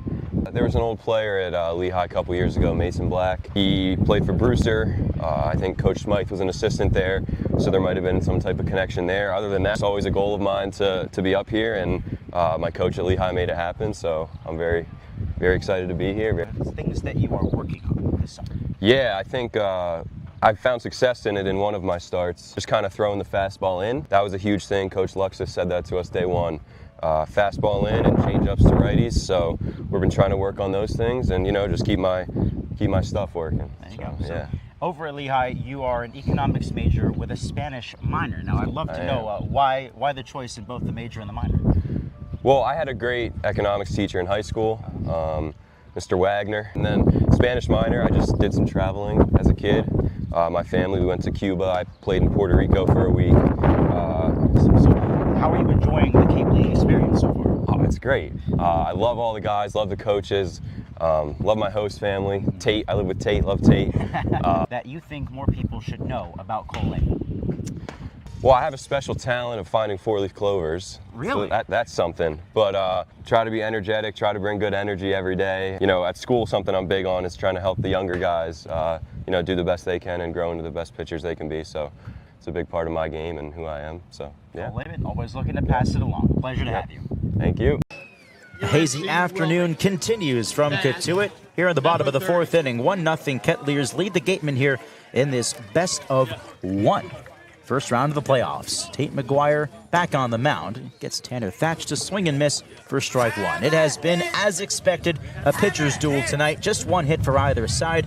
And for Cotuit, it was a home run from Charles Davlin as Thatch fouls it off 0-2. That's the one mistake McGuire's made all day. Yeah, that's the story of this game. 2 aces on the bump through this inning. Whoever's going to give up a mistake first is going to give up the lead.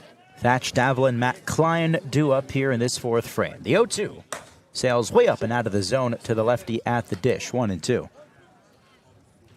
By no means is, that damaging of a swing. Obviously, Cotuit has a lead, but it's just 1-0. 1-2 from Tate. Roller towards first and foul up the line. And McGuire's been locked in. Certainly a bounce-back start for him after a 6 earned run performance against Bourne. Was back on July 31st. You give the ball to your best option, and Tate is the best option for Ryan Smit. The 1-2. Foul ball at the plate. McGuire's been so steady, he's one of just 2 pitchers who have started 7 games in the Cape League this summer. And that's his roommate, his roommate, Cole Layman. And they were roommates.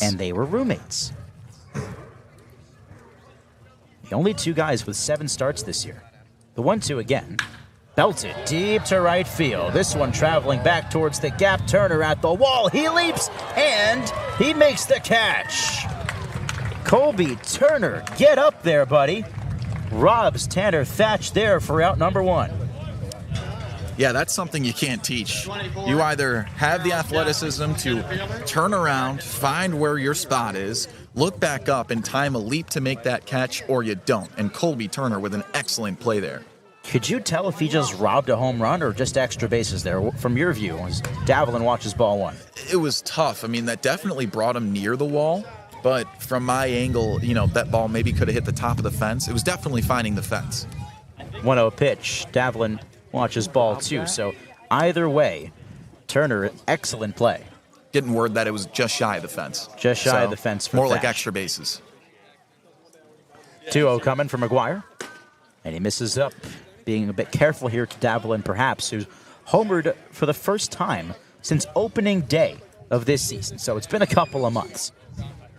Davlin turned one around to lead off the second. Here's the 3-0. Breaking ball in there. A called strike. Couple of months indeed. It's a crazy part about this season. They squished 40 games into a span of about 50 days. Very few and far between with the off days. The 3-0. Swing and a miss. Or a full count now. Matt Klein waits on deck. Base is empty. And 1 away. Pitch. 3-2 driven in the air to left center field. Sam White tracking this one to the gap. Has a beat on it and hauls it in. Out number 2. And look, they're going to keep throwing Tate until someone else really does damage on him. But those are 2 hard-hit balls right there. Yeah, that's right. Luckily for the Gatemen, they've been relatively close to the outfielders. White certainly been tested already today. As Matt Klein stands in. 2 gone and the base is empty. 1-0, Ketts lead the Gatemen. Klein watches strike 1 at the knees. Klein, the catcher out of Louisville, popped out his first time, the 0-1. Down in the dirt. Got Jaron Advincula on deck. McGuire looking to keep this a 1-0 deficit. Again, just that one hit he allowed has been all the damage today. One walk as well. The 1-1. Swing and a miss. Let the fastball up. Went chasing, 1-2. McGuire already back on the rubber with the sign from Jarrell. He winds and delivers. A roller towards first and foul up the line. It goes through the wickets of the Cotuit first base coach, Will Thompson.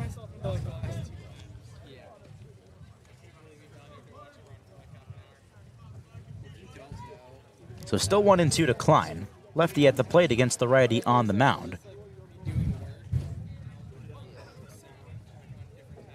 Here's the 1-2. Liner towards left, and that'll sneak through a base hit. Right in between Hyannis and Gray, a 2-out knock for Klein. They're squaring the ball up on it right now. That's just the first one to find grass this inning. From our view, we can't tell if or who is warming up in the Gatemen bullpen. Advincula, number 7. And now McGuire will face the Cape League batting champion, Jaron Advincula. 392 hitter on the season. Bats from the left side, crowds the plate. First pitch. Off the end of the bat, trickler towards third. Gray charging in, bobbles the bare hand. Now the throw to first, safe the call. It pulled Putnam off the bag, and Advincula reaches. There was so much spin on that baseball. It was basically right off the end of the bat. We saw it change direction a couple of times as it rolled towards Gray at third. Even when Advincula doesn't hit the ball, he hits the ball. That's Jaron Advincula for you. I mean, just the spin he generates as Eric Luxus ventures out of the Gateman dugout. First visit from the Gateman pitching coach today. First and second now with 2 away here in the home half of the 4th inning. 1-0 Kettleers. Advincula's batting stance is basically his bat, the head of the bat pointed towards the ground at a 45-degree angle. And then as he does the leg kick, picks the bat head back up and goes into the swing. And that motion just generates so much spin depending on what angle he hits the ball. It's really interesting watching that kid hit because his hands are so fast. Who cares about what body he's putting into the power of the swing? It's just so much barrel to ball action. Tate McGuire's day has come to an end. Eric Luxus deciding to make the change. The right-hander out of Arkansas, the freshman, his day is done. And it appears Jacob Faulkner is entering the ballgame for the Gatemen. Runners on first and second, 2 away in the home half of the 4th, and just a 1-0 lead for the Kettleers. Faulkner will look to keep it that way when we come back. Postseason baseball on the Gateman Baseball Network, powered by Cape League TV. PC is a Massachusetts-based leading-edge real estate closing, title, settlement, and personal injury and litigation law firm. Our clients trust us to provide the most comprehensive real estate closing and litigation services in Massachusetts. Our full network of closing and settlement attorneys, agencies, and litigators have expanded throughout New England and beyond. We deliver on that trust and reliance by offering the best professional prompt assistance, advanced technology, and state-of-the-art closing services in the real estate law and litigation business today. Our commitment to excellence, honest reputation, and tradition of aggressive representation to provide quality legal services is what we will continue to demonstrate at Sync Law. We believe and will prove that successfully addressing client needs requires more than just knowledge of the law. It requires a mastery of good representation and an attitude to finalize every transaction to my client's satisfaction. Live life to the fullest and let us Sync Law.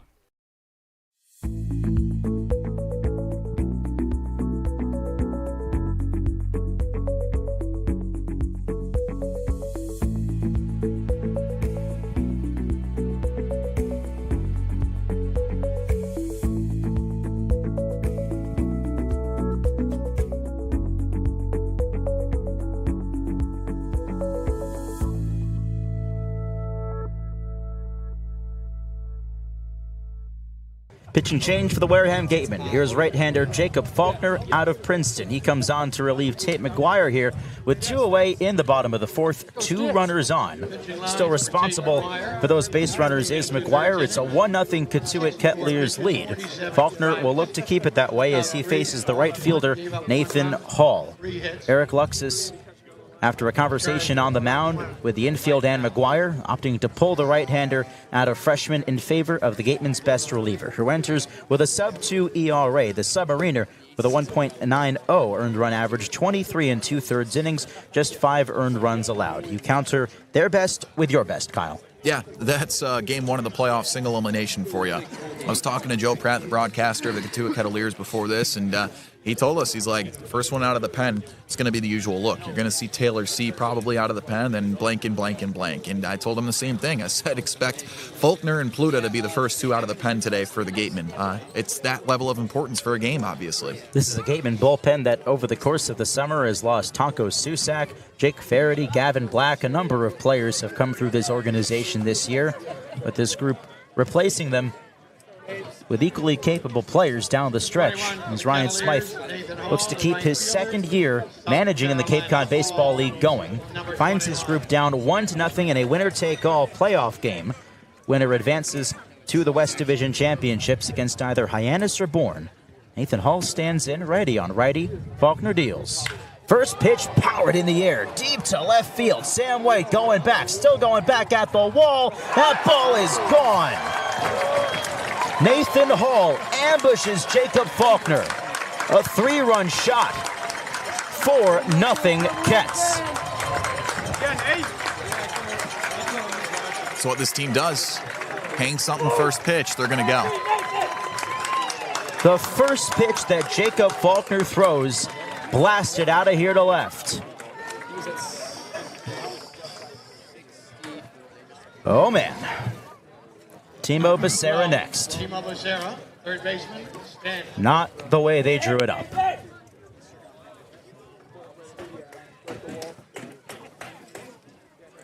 First pitch to Becerra. Outside, ball 1. How do you bounce back from that? Well, this team's come back from 4 runs in their most recent win and 8 runs in their penultimate win of the regular season. Base is clear with 2 down. The 1-0. The bouncer fell, heads to the backstop. Back-to-back singles off of Tate McGuire in this 4th inning gave way to Faulkner. And the first pitch he tossed, launched out of here by Nathan Hall. Just his 2nd home run of the season. 1-1. Becerra watches strike 2, right at the knees. So 4-0 Kets lead here in the home half of the 4th. Faulkner looking to put this group away here. 1-2 to Becerra. Tapper, third base side, and foul up the line.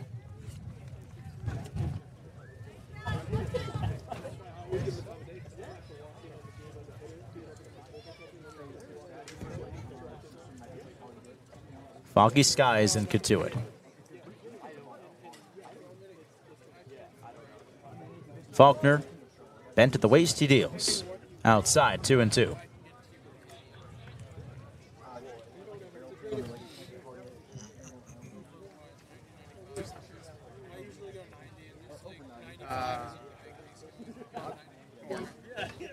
Two-two pitch. Becerra in the air, out towards left center. Sam White tracking it towards the gap, and he hauls it in. Out number 3. The Gatemen allow 3 to score on 1 swing of the bat. Nathan Hall of South Carolina delivers a 4-0 lead for the Kettleers here. And with more on this 1-game postseason playoff, here's Madison Walker. Thank you so much, Ethan. Well, that is definitely not how we wanted to end that inning, and not what we usually see from Faulkner, but hopefully he can, make it last a couple more innings. But defensively, we have looked really spot on, really agile, quick on our feet. We've made a lot of great plays. Murf's made a couple good ones. Eli diving for that ball down there on first. Turner making that catch and right. I think that if we can keep playing like that defensively and get our pitching kind of under control and not give up more hits than we have, we still have a shot in this game. It's really early. It's not over till it's over, and these guys have fight in them. We've seen them come back from an 8-0 lead against Cotuit. Who says we can't do it again with a 4-0 one? So I'm thinking we got to stay on our feet. We have to stay ready defensively, and then offensively get get more hits. I mean, at the end of the day, we don't have enough hits on the board. We're being too aggressive at the plate, swinging at things that we don't need to swing at. We just need to be patient, and hopefully Nate Early can get back that home run because, guys, I think it was fair. But that's my opinion. I'll leave it out of it. But as of now, I'm going to throw it back to you guys on this, playoff broadcast. I love it. Thank you so much, Madison. Yeah, only just one hit for the Gatemen today. It was a single from Antonio Jimenez, and now they find themselves down 4-0 as we go to the top of the 5th inning. Nate Early, Reese Chapman, Eli Putnam due up. That 3-run homer from Nathan Hall, I mean, just a dagger to this group right now. Yeah, that one really stung. They got a hold of that one, and that thing flew. So, how they bounce back, it's up to them what that response is going to look like. But, again, as Madison alluded to, this is a team that knows how to come back. As a matter of fact, their last 2 wins are in the comeback variety. So, we'll see if they can rediscover that today. Bo Sampson, left-hander out of Salt Lake Community College, takes over for the Kettleers here in the top of the 5th inning. Third pitcher of the day for Mike Roberts' group. Michael Ebner got the start. He went 3 1/3. Taylor C. pitched the final 2 outs of the 4th inning. The numbers for Sampson, just 2 games for him, 4 innings total. He's yet to allow an earned run. So one of those late additions to this Cotuit roster. Sampson, number 50. He'll face these first 2 left-handed batters, but if you look at the splits for the Gatemen, they really do hit left-handed pitching extremely well. The best in the league, in fact, a 286 postmark, 18 points ahead of the next best team, which happens to be Cotuit. Yeah, and with that, they're pretty solid in terms of hitting away from home. A 226 average is actually good for 5th in the league. So we'll see if they can discover that against this new lefty. Sampson finishing up his final warm-up tosses. So 2 home runs for the Kets today. That has been the offense. Charles Davelin touching one off of Tate McGuire in the 2nd, and then Nathan Hall ambushing Jacob Faulkner.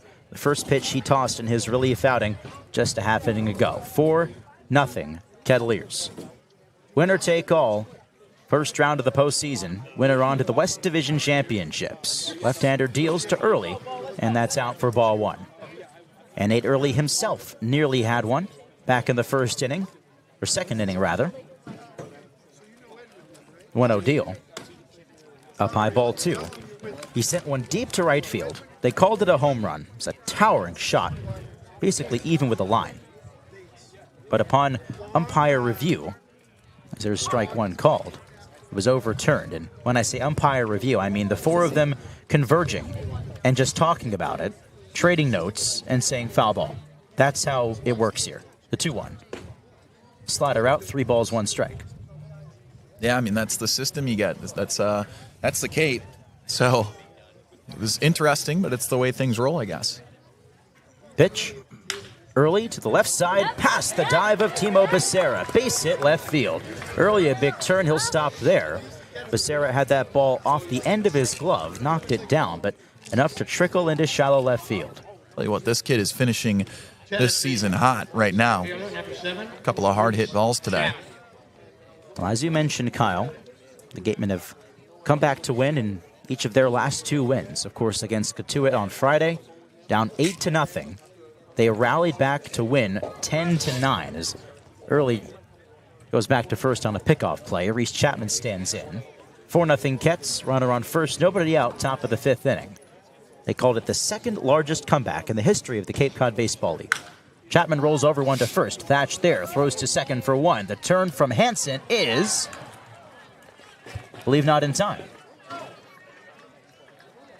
Chapman there to beat that play at first base. So just 1 away now in the top of the 5th. And that comeback saw the Gatemen just continue to pepper over runs over the course of the ball game. They went up 8-0 by the 3rd inning. And this guy at the plate, Eli Putnam, was a big reason why that comeback happened. He tied the game in the 7th inning at Spillane Field on Friday with a 2-run single, and then he won the game with his patience. With the bases loaded, nobody out, walk-off walk. So it can be done, is my point. First pitch to Putnam. Slider inside, ball 1.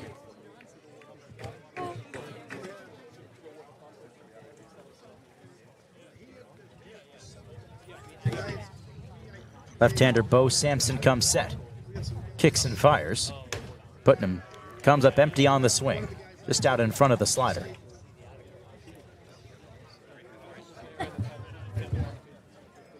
Putnam's actually a guy who does most of his damage against left-handed batters. Takes another slider, 1-2.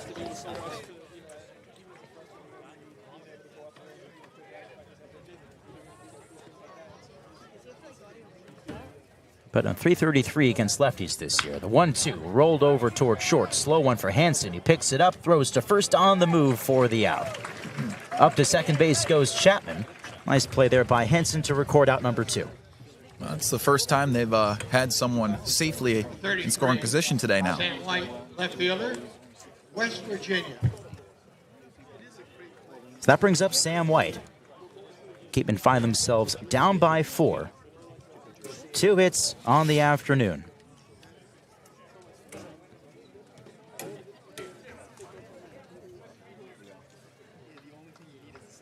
Chapman takes his lead off of second, lefty on lefty. Sampson deals. Breaking ball, ground ball up the middle. Hansen there to field it behind the bag, spins and throws to first in time. They were shading him up the middle, and Hansen completes the play to retire the side. The Gatemen leave another runner on. They're finished here in the top half of the 5th. Bottom 5 coming up 4-0 Cotuit. Postseason baseball on the Gatemen Baseball Network, powered by Cape League TV.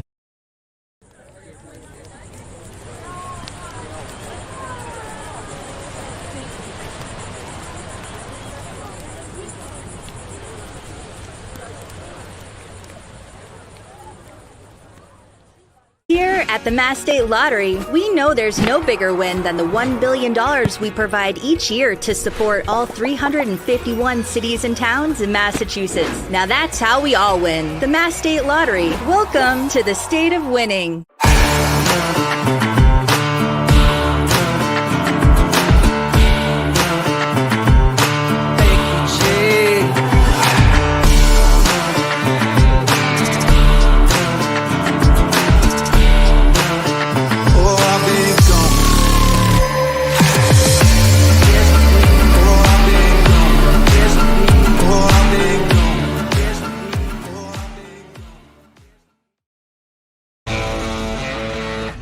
Get ready for big results with our small machines.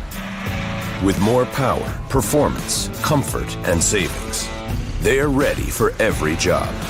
And we're ready with plenty of inventory, the best support in the business, same-day parts availability, and locations across the Northeast. So you can always be ready to work. Milton Cat, always ready. Here on the Gatemen Baseball Network, powered by Cape League TV. 4-0 Cotuit as we go to the bottom of the 5th inning and taking you the rest of the way on the play-by-play for better or for worse. Here's Kyle Marchak. Well, thank you very much, Mr. Ethan Eibe. He's going to depart the broadcast booth for a second, and we're joined by the beat writer of this team, Joe McLaughlin. Joe, how you doing today? Doing good. It's great to be at a playoff game, Kyle. Oh, yeah. Well, it's the bottom of the 5th, and here's a first pitch fastball inside to Luke Hansen, the Cotuit hitter, batting 9th today, 0 for 1. And the Kettleers lead it 4-0 midway through this contest, and it was all homers today. They have 4 hits, 2 of them big flies, 1 run in the second, 3 in the 4th. Next pitch is down low, 2 balls, no strikes to start off the home half of the 5th here at Lowell Park in Cotuit. Gatemen playing their first lick of what some would consider meaningful baseball in 5 years. 2019, their last trip to the postseason in the Cape League. Here's the 2-0 from the Submariner, and it's outside. Well, this is an offense that has just ambushed Joe. Home run on the first pitch of Jacob Faulkner's day as he took over in relief last inning. Yeah, just not exactly what Faulkner wanted and something we don't really see from him too often. 3-0 pitch down the pipe. There's a strike. And before that, it was the first pitch of the second inning off of Tate McGuire, the ace of this Wareham Gatemen pitching staff. Charles Davelin ambushed a fastball to right, his second homer of the year. 3-0 pitch, or 3-1, is cut on and missed as he goes upstairs with the heat, a full count. And if you take away the home runs, Kyle, this has been a very close game, pitching duel, something that I expected going into it, and it's just been a lot of fun to watch. It's very tense. You could feel it. Full count offer. It's down low as Faulkner kind of stumbled off the bump there. So it's a 6-pitch walk to begin the bottom of the 5th. Second free pass allowed by Gatemen pitchers today. First one by McGuire. So McGuire's final stat line, 3 2/3, 3 hits allowed, 1 walk, 3 strikeouts, but 3 earned runs. And then on that home run, Faulkner has an earned run to his credit already. And here comes Eric Luxus ambling out of the dugout to have a chat with Jacob Faulkner. Perhaps his day is done. We'll see. So a runner on first. And the top of the order now, 1, 2, 3 with no outs, bottom 5, and Cotuit leading 4-0, and that will be the righty's day on the bump. The All-Star concludes his postseason debut with a run to his credit and a runner left on first. That is to his credit as well, so we'll step away for a second, come back. A pitching change on the Gateman Baseball Network. It's playoff baseball at Lowell Park. When you need to dig, lift, move, cut, or just about anything else, then dial up the rental source staffed with equipment and construction experts. They'll help you get the right machine for the job and make sure it's delivered when and where you need it. With locations across New England and the newest and most reliable inventory, Milton Rents is your local source. Here at the Mass State Lottery, we're known for our monster wins. But there's no bigger win than the $1 billion we provide each year to support all 351 cities and towns in Massachusetts. In our game, we know that supporting local businesses and helping communities is how we all win. Because at the lottery, we're all playing for the home team. The Mass State Lottery. Welcome to the state of winning. If you need to dig, lift, move, grade, clear, or cut, pump, weld, clean, light, and just about anything else, dial up the rental source for the newest and the most reliable equipment in New England. Staffed with equipment and construction experts, Milton Rents, your local source. It's the first round of the West Division 2024 Cape League playoffs. It's the Cotuit Kettleers and the Wareham Gatemen. Cotuit leads it 4-0 midway through this contest. And the second arm out of the bullpen is out. It's a lefty for Wareham here. Bottom 5, it's Hudson Lee. Yes, Hudson Lee, the left-hander out of Clemson, has played in 5 games this year, posting a 1.93 ERA. Although in his 5 games, he's only been there for about an inning or so, only pitching 4 2/3. In those 4 2/3, Kyle, he's got 8 strikeouts, and he's only given up 1 hit and 1 run. So Gateman looking for a little bit of energy from him on the bump. And they needed the lefties bad. He was added in a slew of lefties late in the second half. He has a runner on first as Jacob Faulkner's day is done. As of right now, Faulkner got through an inning, gave up an earned run and a home run he allowed last frame around.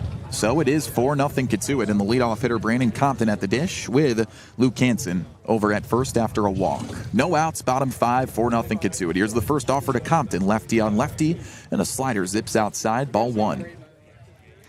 Well, it's starting to drizzle on a gloomy day here at Cotuit. The only thing raining before this little haze here were home runs. 2 of them for Cotuit today. 1-0 deal. And a slider just outside, knee high. 2 balls and no strikes. Thankfully, we're in pretty much the little bit of a lull on the Cape earlier. On my way here, actually, in Sandwich, it was like a monsoon, Kyle. Yeah. You couldn't see anything. 2-0. Here's a little pickoff from the southpaw. Nothing over there.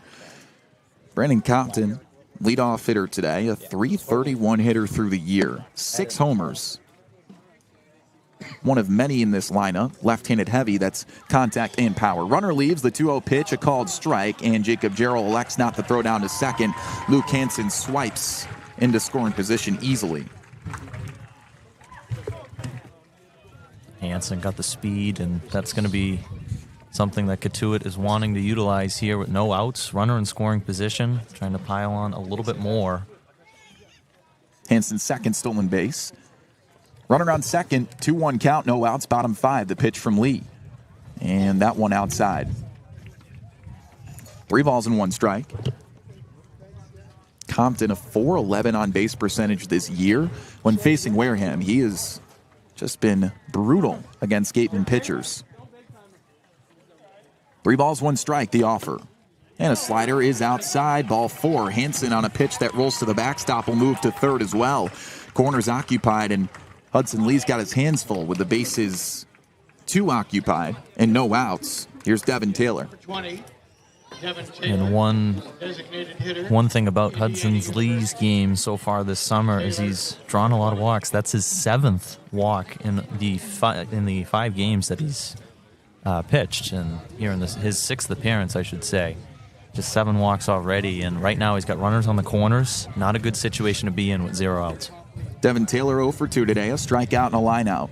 Lefty on lefty again, 7 lefties in this lineup. Here's the first pitch, and a fastball's kissing the outside edge, a called strike. 0-1, Brandon Compton on first, Luke Hansen on second.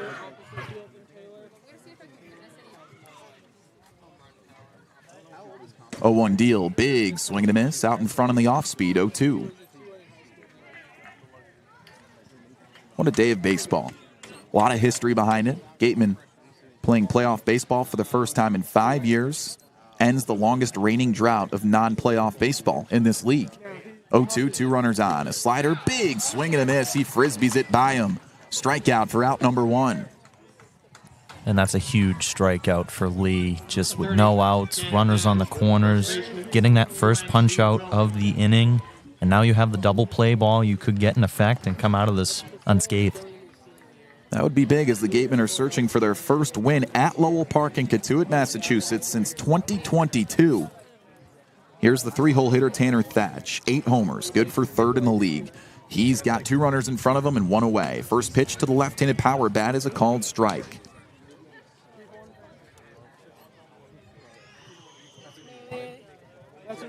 Poured on this field before we got here. Dried it up quick, and here we are. 0-1, and a heater's outside, letter high. 1 ball, 1 strike, and 1 away. 4 p.m.er at a ballpark with no lights, 1 of 2 in the league. That's lightless. So they always have some early first pitches. 1-1 offer, a slider swung on and hooked through the hole and into right field for a base hit. Luke Hansen comes in to score. Pulling up to second is the penultimate runner, Brandon Compton, and chugging into first with an RBI single is Tanner Thatch. With 1 away in the bottom of the 5th, it's now 5-0 Cotuit in this single elimination playoff game. And Lee throwing a good pitch there, but just a little bit too good right over the plate, and a great job squaring it up as Thatch, getting it right into right field. Just a simple hit, and it's effective. It gets the run in and puts 2 runners on with only 1 out. So, again, Cotuit's offense starting to come alive a little bit more as the game goes on. Here's Charles Davlin, 1 for 2 with a homer. He shows bunt and swipes 1 foul. Davlin ambushed Tate McGuire. First pitch of the bottom of the 2nd. That was a solo shot and put Cotuit out 1-0. After that, it was the 3-run shot from Nathan Hall, who introduced Jacob Faulkner into the game on his first pitch thrown. No balls, 1 strike, as Jarrell and Lee are talking something over, and now Jacob Jarrell receiving some piece of equipment behind home plate with Eric Luxus, the pitching coach. I think with the rain, they've had all sorts of bugs and issues with the communication equipment between catcher and pitcher. So with that, Brandon Compton on second, Tanner Thatch on first, Davlin at the dish. And Charles Davlin's home run back in the 2nd, his first home run since opening day. Wow, huge moment for him and a crucial time to get it. Really opened up the scoring, and it swung the momentum right to Cotuit. And the inning before that, we saw Nate Early just missed a home run right down the line, and it was a little bit of a controversial call. You could see from both sides, but crucial home run from Davlin early on. No balls, 1 strike. Here's the proposition. Fires a slider away. Another lefty at the dish, and that's ball 1.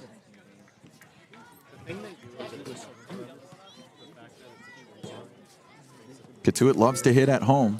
4th best average for a team at the helm in the league. 1-1, and that's fouled away. 1-2 as he chases the changeup. Think about this offense, too, with the Kettleers. Once they get going, they do not stop. Even in their 10-9 loss in Wareham this past Friday, they had 18 hits in that game, Kyle. 18. It's impressive what this offense can do when they're rolling. Season high for that team despite losing historically in that contest. 2 ducks on the pond, 1 ball and 2 strikes with 1 away. He cocks and fires, and a slider's poked foul behind home plate. Staying alive is Charles Davlin. Gatemen pitchers, when visiting, have the 3rd best ERA in the league. 4.39 ERA in away games this year. Hudson Lee looking to leave it to just 1 run here, home half of the 5th in Cotuit. The 1-2 offering on the way to Davlin. Swinging a roller, backhand grab, ricochets off the wrist of the pitcher Lee, and picking it up over at short in the infield is Antonio Jimenez. Everybody safe. The bases are loaded on an infield single. With 1 away, 3 guys on, and Matt Klein stepping up. He's 1 for 2. Number 18 from Louisville, the catcher. And that's just bad luck there from Lee. It looked like it was going to be a highlight reel play, little no-look backhand play, throw over to first to get the second out, but just slips out of the glove, and with that attempt, it prevents the rest of the defense from being able to make a play on it, and from there, it just loads up the bases. Now we have a pitching conference. Yeah. Well, the Gatemen don't believe in luck, and with that, they don't care about how bad that hit look. They're going to take Hudson Lee out of the ball game and change out some arms. So we're going to step away for a moment, come back with the name of the new pitcher, a pitching change in Game 1 of the playoffs here at Cotuit's Lowell Park and the Gatemen Baseball Network, powered by Cape League TV. Welcome into our first edition of the Wareham Walk-Off in 2024. And our first guest, as we get to know you, is Tony Pluta, a right-handed pitcher out of Arizona. You ready to roll? Let's do it. Let's do it. All right, Tony. Well, you're from Chicago, so what brought you out west to Arizona? So my recruiting coordinator at Arizona knew my high school coach really well and knows that whole area very well, so it's just kind of how I got connected with them. Gotcha. So they reached out to you in high school. You told me you topped out at 95 in high school, so pretty easy to get noticed? Yeah, that definitely helps, but, you know, going to all the tournaments and all that kind of thing helps. Okay, well, on top of that, you've developed some accolades in your short career in college baseball so far. You were in the Northwoods last year, and then college ball treated you well in 2024. Your spring was pretty fun. How about that Pac-12 championship? What was that like? It was amazing, especially being the last Pac-12 championship. It was an awesome feeling to win the last Pac-12 game ever. Yeah, and then Brennan Summerhill, your Gateman teammate, hit the walk-off. So is it cool to share that moment with your summer teammate as well? Oh yeah, it's great. Every moment with Summer is something special, so it's great to have a teammate like that. Speaking of summer, you've been to a lot of different baseball destinations. This is kind of your first one for an extended period of time out east. Where does Wareham rank all time? It's pretty great. I mean, the Northwoods was definitely its own thing, but I love Wareham. It's a great spot to be. Yeah, it's been fun so far. We made it to home plate, so my final question for you, what's the goal this summer? Just pitch well, throw strikes, and get guys out. Awesome. Thank you, Tony. Thanks, Kyle. That's our first edition of the Wareham Walk-Off. We'll catch you guys next week. Second pitching change, home half of the 5th. It's Game 1 of the 2024 Cape League playoffs. Kyle Marchak with Joe McLaughlin and the Gatemen Baseball Network. As Hudson Lee's day is done, they go to the righty from Ole Miss, Patrick Gallet.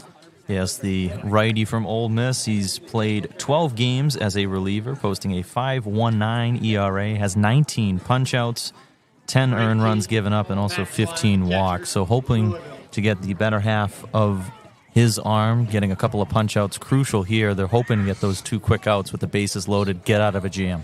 Hudson Lee responsible for the bases being juiced. He gave up 2 singles after starting with a walk to Brandon Compton. Middle of the order, 1 out in the first pitch to Matt Klein is a called ball on the outside edge. Matt Klein, the Louisville catcher, a homer this year, a .375 hitter in a small sample size, and he's 1 for 2 with a single today.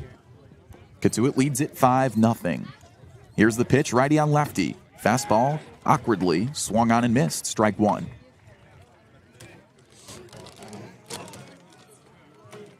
Weather, reminiscent and exemplary of what's been a weird day of baseball. Pitchers have gone tit for tat, but somehow Cotuit leads it 5-0. 1-1 offer. And a fastball runs outside to the lefty. 2 balls and 1 strike with 3 guys on base. And that pitch coming in at 96 miles an hour. Gallet has the heat. He can throw it with that fastball. Just something that he can do very well. Cotuit hitters just seeing more pitches that they need, I guess. More mistakes from Gateman throwers. 6 hits to Wareham's 2. And the 2-1 is swung on and rolled to the right side. Sliding stop of the second baseman, Deseroa. Throw to first in time. That's out number 2. They trade the out for the run as Brandon Compton comes in to score. So it's 6-0 Cotuit, bottom 5 and 2 away. Number 7, Jaron Advincula, second baseman. It's just a good play by Deseroa, keeping the ball in the infield, getting the out. Unfortunately, the run scores, but it's better than a base hit that could have scored 2. So 2 runs in this inning so far, 3 in the previous inning, all in one swing. It was a Nathan Hall home run. He's on deck. Right now it's Jaron Advincula, this year's batting title champion. 392 average through a qualifying sample size. He played a ton of games this year. The left-handed bat from Cal has 2 runners in scoring position and 2 away. First pitch to the lefty. And a fastball simmers below the kneecaps for ball 1.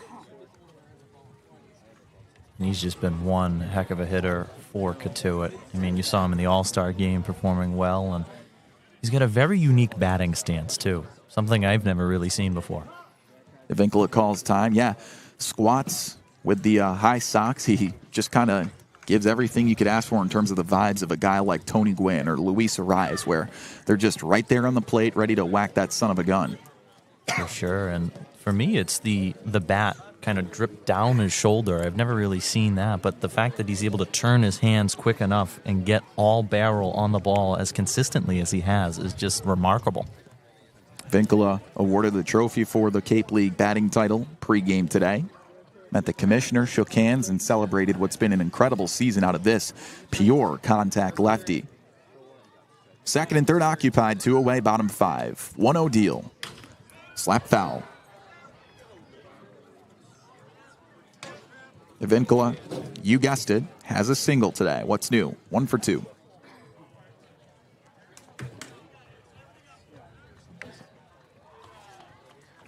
Gallet's second batter of his relief appearance. The 1-1 on the way. Swinging a chopper, hugging the line. Backhand grab by Murf Gray over at third. Throw to first is not in time. Infield single, another run scores.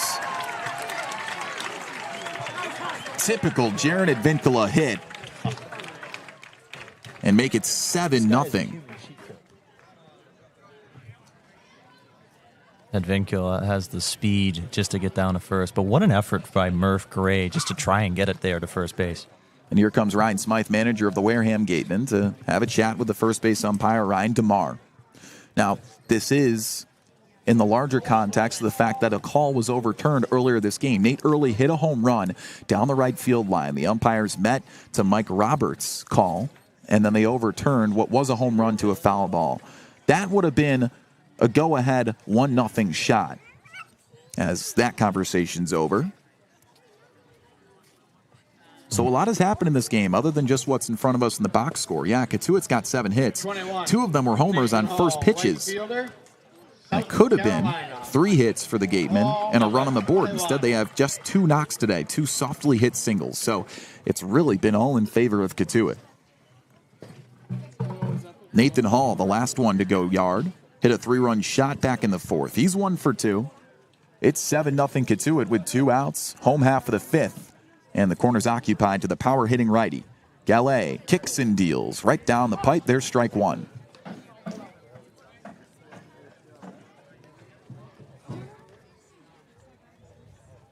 A haze of mist still hovering above Lowell Park. Gallet sets, kicks the 0-1 pitch. Swung on and lined over the head of the base runner over at third. Ducking under a foul ball is Tanner Thatch. Also shattered his stick. He's going to have to get another one.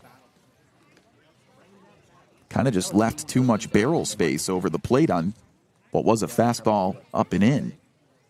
But somehow pulled that thing. So just allowed strike 2.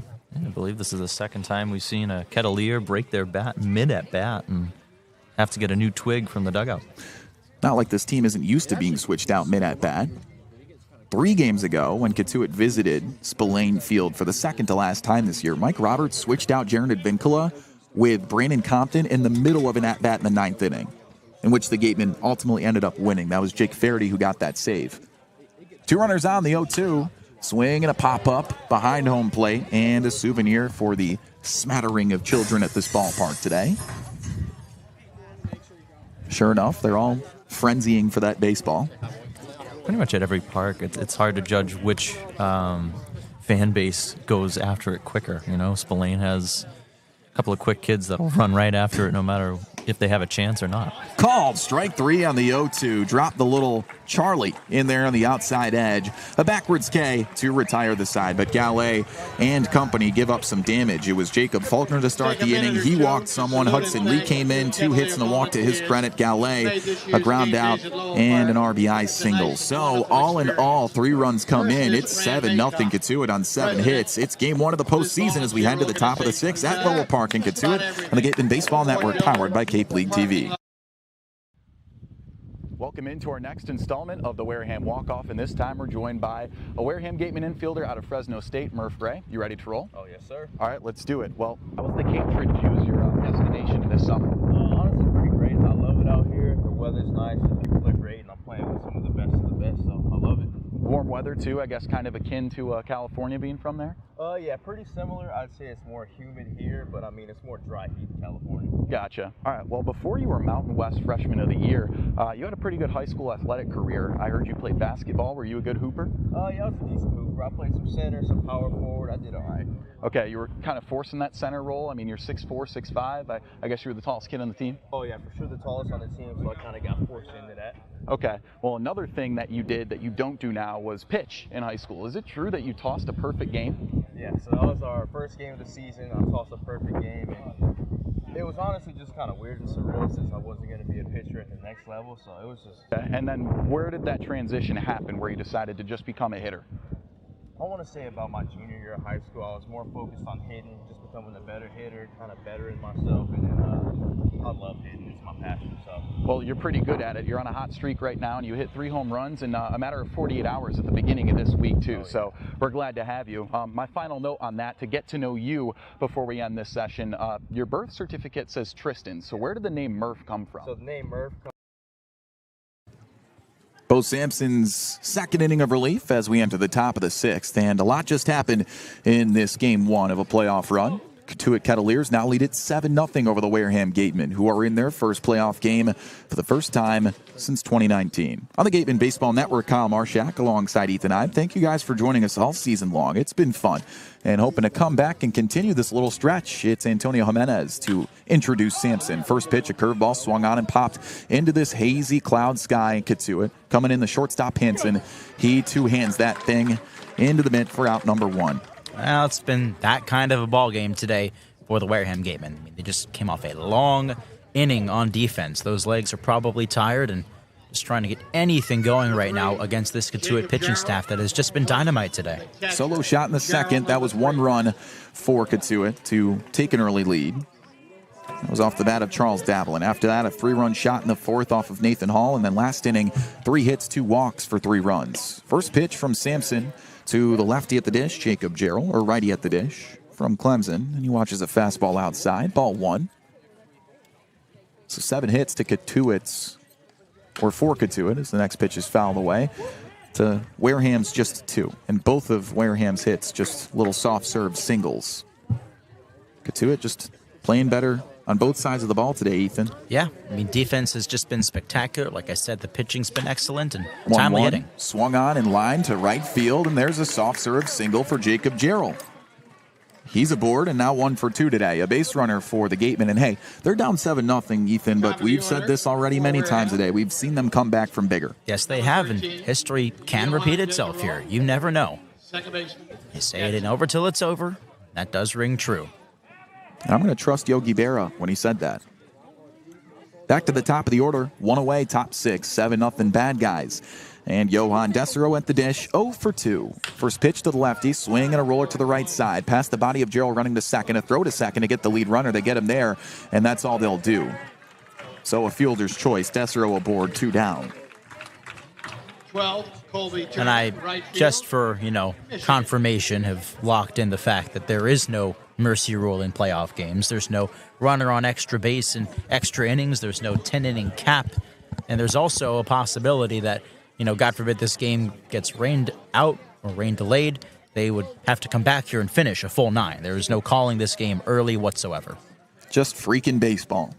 You got to love it. 3 hits for the Gatemen now, runner on first and 2 away. First pitch is outside. Colby Turner, the 2-hole guy today, 0 for 1. He walked aboard, got caught stealing in the 4th.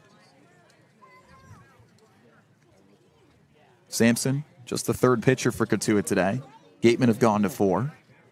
Pick off over to first, nothing going on. Michael Ebner's final line, 3 1/3, 1 hit, no earned runs, a pair of strikeouts. Taylor C through 2/3, perfect with a strikeout. And Sampson right now through 5 outs, 2 hits allowed, no earned runs. Colby Turner with a 1-0 count.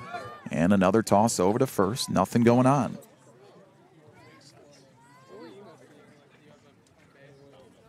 Just a star-studded day of baseball regardless. Gatemen with 7 All-Stars, Cotuit with 5. Cotuit with some award winners, the Gatemen the same. Jared Vincula, batting title this year for the entire league is for the Gatemen. Got to talk about Johan Desero, the Manny Ribello 10th Man Award. Here's the 1-0 pitch to Turner, and a fastball simmers upstairs.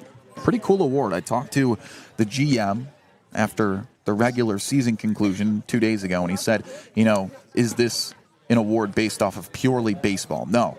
It's about who you are as a baseball player, and I think that makes it more special. 2-0 deal. Curveball swung on in line to the right side. A two skips into the mitt of Advincula. Throw to first is in time to retire the side. 1 left on 1 hit. Gatemen down 7-0. Bottom 6 up next. It's playoff baseball in Cotuit on the Gatemen Baseball Network, powered by Cape League TV. Edition of the Wareham Walk-Off, and this time we're with an outfielder from Louisville, Michael Lippy. You ready to roll? Yes, sir. All right, let's do it. Well, Michael, like a lot of players in this team, you've been around the block. You're from Wisconsin, highly ranked player, and then you were in the Northwoods. So what brought you to the Cape? I think had a pretty good year in the woods, and my coaching staff just told me it's just the next step in the process of college baseball, so they decided to send me here. So, I mean, it's a blessing that I got sent here. It's a blessing I'm still here. So. Gotcha. So what about the big difference between Midwest baseball and the East Coast? Is this your first time being akin to the East Coast, other than playing in the ACC? Yeah, I mean, this is my first time in the East Coast. I would say, like, playing baseball here and in Wisconsin, it's pretty similar in a way. I mean, obviously the competition is way higher out here in the Cape and the woods and woods in Wisconsin and everything. It's much. The talent isn't as deep as it runs in the Cape. All right, well, my final question now that we're a home plate, which is a familiar spot for you. Yeah. Your favorite memories playing baseball here in Wareham so far? Favorite memories probably just like the bus rides and going on that winning streak that we had earlier in the season. I think that was like a lot of fun. Just to, baseball's a lot more fun when you're winning games and stuff, no matter like how you're doing personally or anything. So I mean, it's just great team, great environment. So I'd say that winning streak and just all the bus rides have been a lot of fun. Yeah, so, seems like it. Well, can't help but agree. Thank you, Michael. Yep. All right, that's Michael Lippy. I'm Kyle Marchak. We'll catch you guys for our next edition of the Wareham Walk-Off. There they go. It's peanut butter jelly time as we go back to action here at Lowell Park. For those who don't understand, they do a little game here where they toss out T-shirts and play the peanut butter jelly time song in between innings. And unfortunate for us, regardless of the results of this game, Ethan, that's the last time we get to see that here in 2024. Yeah, it's a nice little tradition that they've got going on here, a place that is so steeped in tradition. All right, it's game 1 of a possible playoff run for either of these squads, and right now it's Cotuit who could continue it. They're up 7-0 as we head to the bottom of the 6th. 4th arm of the day, and continuing his relief opportunity, Patrick Gallet. First pitch to the 8-hole hitter, Timo Becerra. Cut on and fouled, straight back to the screen, 0-1 to start off the home half of this 6th inning here. Lowell Park has not been very kind to Wareham. Haven't won here since 2022. Here's the 0-1 deal to the righty. And a curveball upstairs. 1 ball and 1 strike.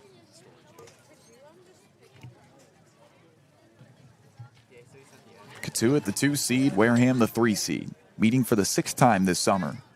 1-1 offer on the way. And he leaves it upstairs. Ball 2.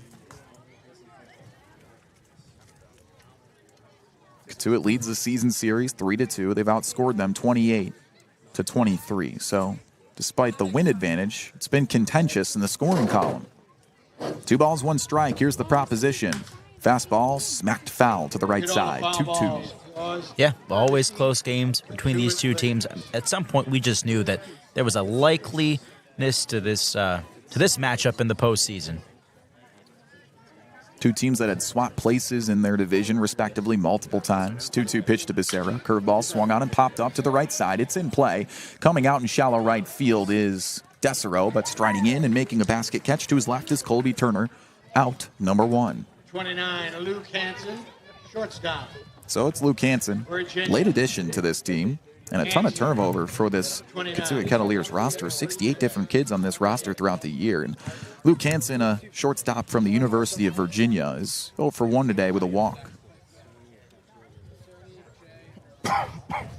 Tall righty. Digs in, first pitch, runs inside. How about the flow on this kid? He's got blonde locks coming out the back of his helmet and touching his shoulders. Almost as good as Gallet's flow, which is nearly identical. 1-0 on the way. Curveball up and in, 2-0. Cotuit played out a run in the second, 3 more in the fourth on a 3-run jack, and then 3 more on 3 hits and 2 walks in the fifth. Here's the 2-0 deal to Hansen. Fastball is swung on and sky to the right side. Similar spot, but Eli Putnam ranging out, and the first baseman makes the play. 2 down. Well, that's what the Gatemen needed after that rough bottom half of the 5th inning. 2 quick outs. Let's see if they can finish it off. And his pitchers have struggled otherwise, but Patrick Gallet, a breath of fresh air right now, and as he continues to pitch, knock on wood, the only pitcher for the Gatemen today who hasn't given up an earned run. Hudson Lee, 2 earned runs. Faulkner, 2 earned runs. McGuire, 3. 2 up, 2 down, and here's the leadoff hitter, Brandon Compton, a pair of walks. Also 0 for 1. And the first pitch swung on and rolled off the end of the bat, charging Murf Gray, the third baseman. Fires across the diamond. It's in time. A pearl of an inning for Patrick Gallet as he retires them in order.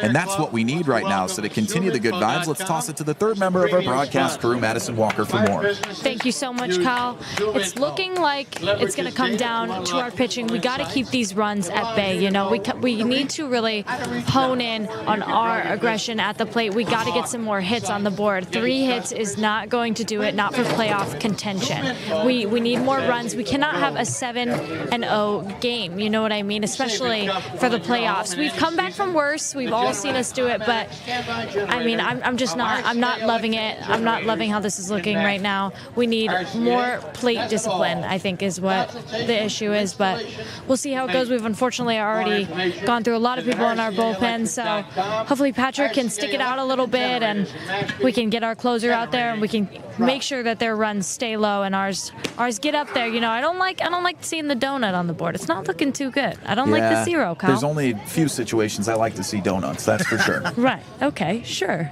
Like glazed or like chocolate with sprinkles? Oh, well, you and I have made many a Dunkin' trips this summer, and I'm afraid those might be coming to an end soon. I'm not saying today, but I'm saying soon. And I think you might know I'm actually a big Boston cream guy. Oh. Okay, she's judging me. That's enough time with Madison. Better than jelly. Better than jelly. Thank you very much, Madison. I'm going to miss those, Ethan. I'm going to miss those. Me too. Boston cream? Really? Yeah, big time. You've never... I mean, we were at Dunkin' this morning. Well, you haven't even really seen me eat Dunkin' Donuts, like donuts. This summer. True. I mean, you've been pretty good about that. All right, it's Bo Sampson back on the bump. How about this kid? He's going for his 3rd inning of relief here, and that's kind of been the difference. Is they've just gotten more clean outings for Cotuit today, as they still lead it 7-0, and we head to the top of the 7th here at Cotuit's Lowell Park. And for a team that's been driven by the extra base hit, they are completely lacking in that department today. They're 3 hits, all singles. And I'll tell you what, this team relies on the slug a lot. Squad that is top 3 in the league in homers. First pitch to Murf Gray, swinging a grounder through the left side and into left field for a base hit. There you go, leadoff knock. Gray aboard for the first time today. That's what we needed, someone to just pull out a 2x4 and whack something. Yes, definitely, and Gray did just that. I mean, no hesitation. So a leadoff hit. Gatemen with just their 4th knock of the afternoon.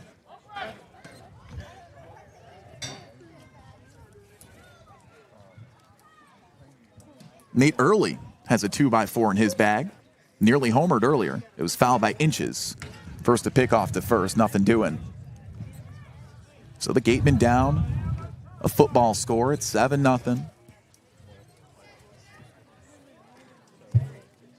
Early 1 for 2, and he fouls that one away. Lefty on lefty here, and just laid on the fastball for strike 1.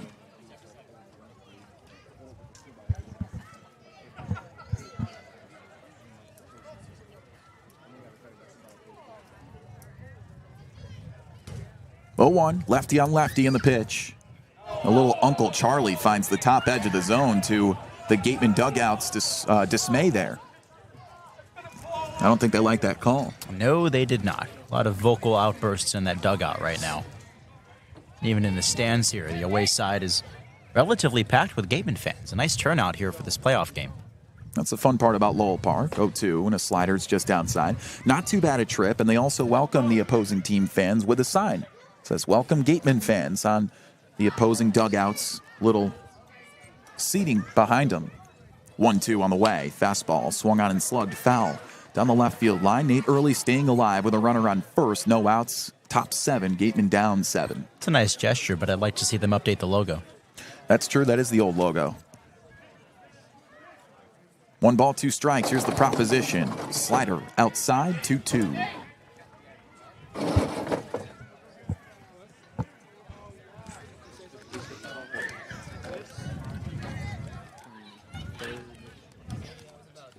The pitch. Swing and a pop-up to the left side, trailing in foul territory. Compton giving it a look, and that one runs out of play. Get all the foul balls, yours to keep.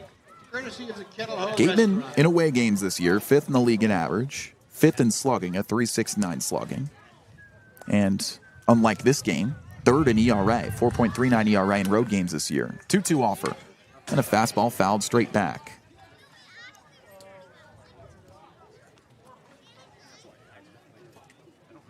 They lead the league in extra base hits, but all singles today out of the 4 knocks that Wareham's got. 3-2. Swing and a miss. Got him to chase the curveball. Down on strikes is early for out number 1. Really nice sequence there from Sampson. Peppered him with the breaking ball up, got the eye level changed, and then that last one just going down, getting him to go fishing. Just 4 strikeouts for Cotuit pitchers today. Here's Reese Chapman with 1 away and a runner on first. Murf Gray led off this inning with a knock. Chapman 0 for 2. First pitch. Curveball is squibbed foul.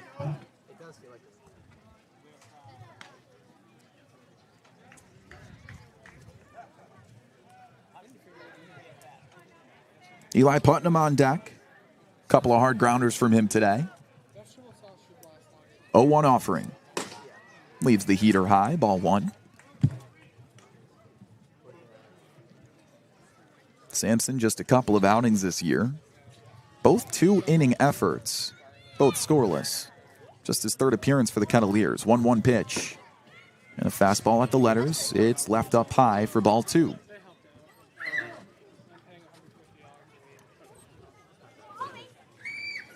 .4 p.m. contest. We're 2 hours in now. Top 7 in the 2-1 pitch. A curveball, a big swing and a miss. He did not see that breaker. And it's a 2-2 count. Looking at the YD Orleans score, 1-0 Red Sox over the Firebirds. And Orleans down to their final 3 outs of the season. 2-2, 1 away. Curveball swung out in line, softly to the right side. Advincula drops it and flips to second, and I think the umpire over at second is going to call an infield fly. They will, and that was quite the late call to make that, but I guess technically he's not wrong. Well, I don't even blame Advincula for trying to pull that. That's just some baseball IQ stuff right there. You know, looking to turn 2, obviously the runner at first and Gray is not going to be jumping to run at second base on that, so why not give it a shot? But the umpire making the correct call there. Yeah, as much as I hate it, smart play by Advincula. Just a high IQ play over there. Here's Eli Putnam with 2 away. Runner still on first. And the righty swings and rolls one past the bag and down the line to left field. Fair ball. Rounding second, Murf Gray stops there, and Putnam pulls up to first. 2 singles in the inning, a 2-out knock. Well, nice job there, tucking that one down the third baseline. Got out in front of it a little bit, but kept it fair. West Virginia. So now it's up to Sam White to continue this top of the 7th. 2 away. 2 guys on base. And the left-handed power bat from West Virginia digs in. 2 big flies this year, but he's 0 for 2 with a pair of groundouts this afternoon. Grounded out to first, grounded out to short. Lefty-lefty battle. Sampson sets, kicks, and deals, and that one is down low.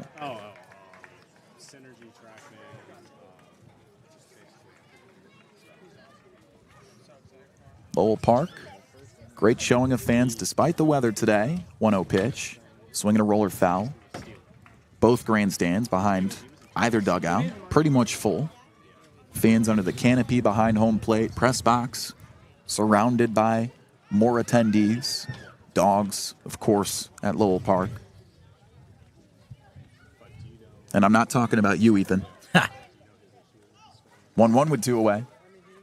The pitch from Sampson. Swung on, rolled through the hole and into right field for a base hit. Murf Gray rounding third, coming up, firing his haul. The throw is not going to be close. RBI knock with 2 away. Sam White gets the Gatemen on the board here in the 7th. At long last, Gatemen finally some signs of life here in this 7th inning. Moving to second, Eli Putnam. Sam White pulling up to first with a clutch hit. Wareham's 6th single of the day. Just 1 run to show for it. Cotuit, on the other hand, 7 hits, 7 runs. I mean, that's the big difference. More power from the Cotuit bats today as Mike Roberts makes a trip to the bump. In North America offers a full spectrum of water. Yeah, those home runs early on definitely were the daggers that shot in the 2nd inning from Charles Davelin. And then, of course, Nathan Hall greeting Jacob Faulkner. First pitch breaking ball, launched it over the left field wall, made it 4-0. And they really haven't looked back since, but we'll see if they're able to stave off this Gateman comeback. Well, new arm means new chances, and this is a pitching change. Another lefty coming out of the bullpen. We'll come back with his information in a second. It's playoff baseball on the Gateman Baseball Network, powered by Cape League TV. Ethan Eibe here with another edition of Wareham Walk-Off, and today our guest is Davidson College's Eli Putnam, first baseman for the Gatemen. Eli, it's great to have you.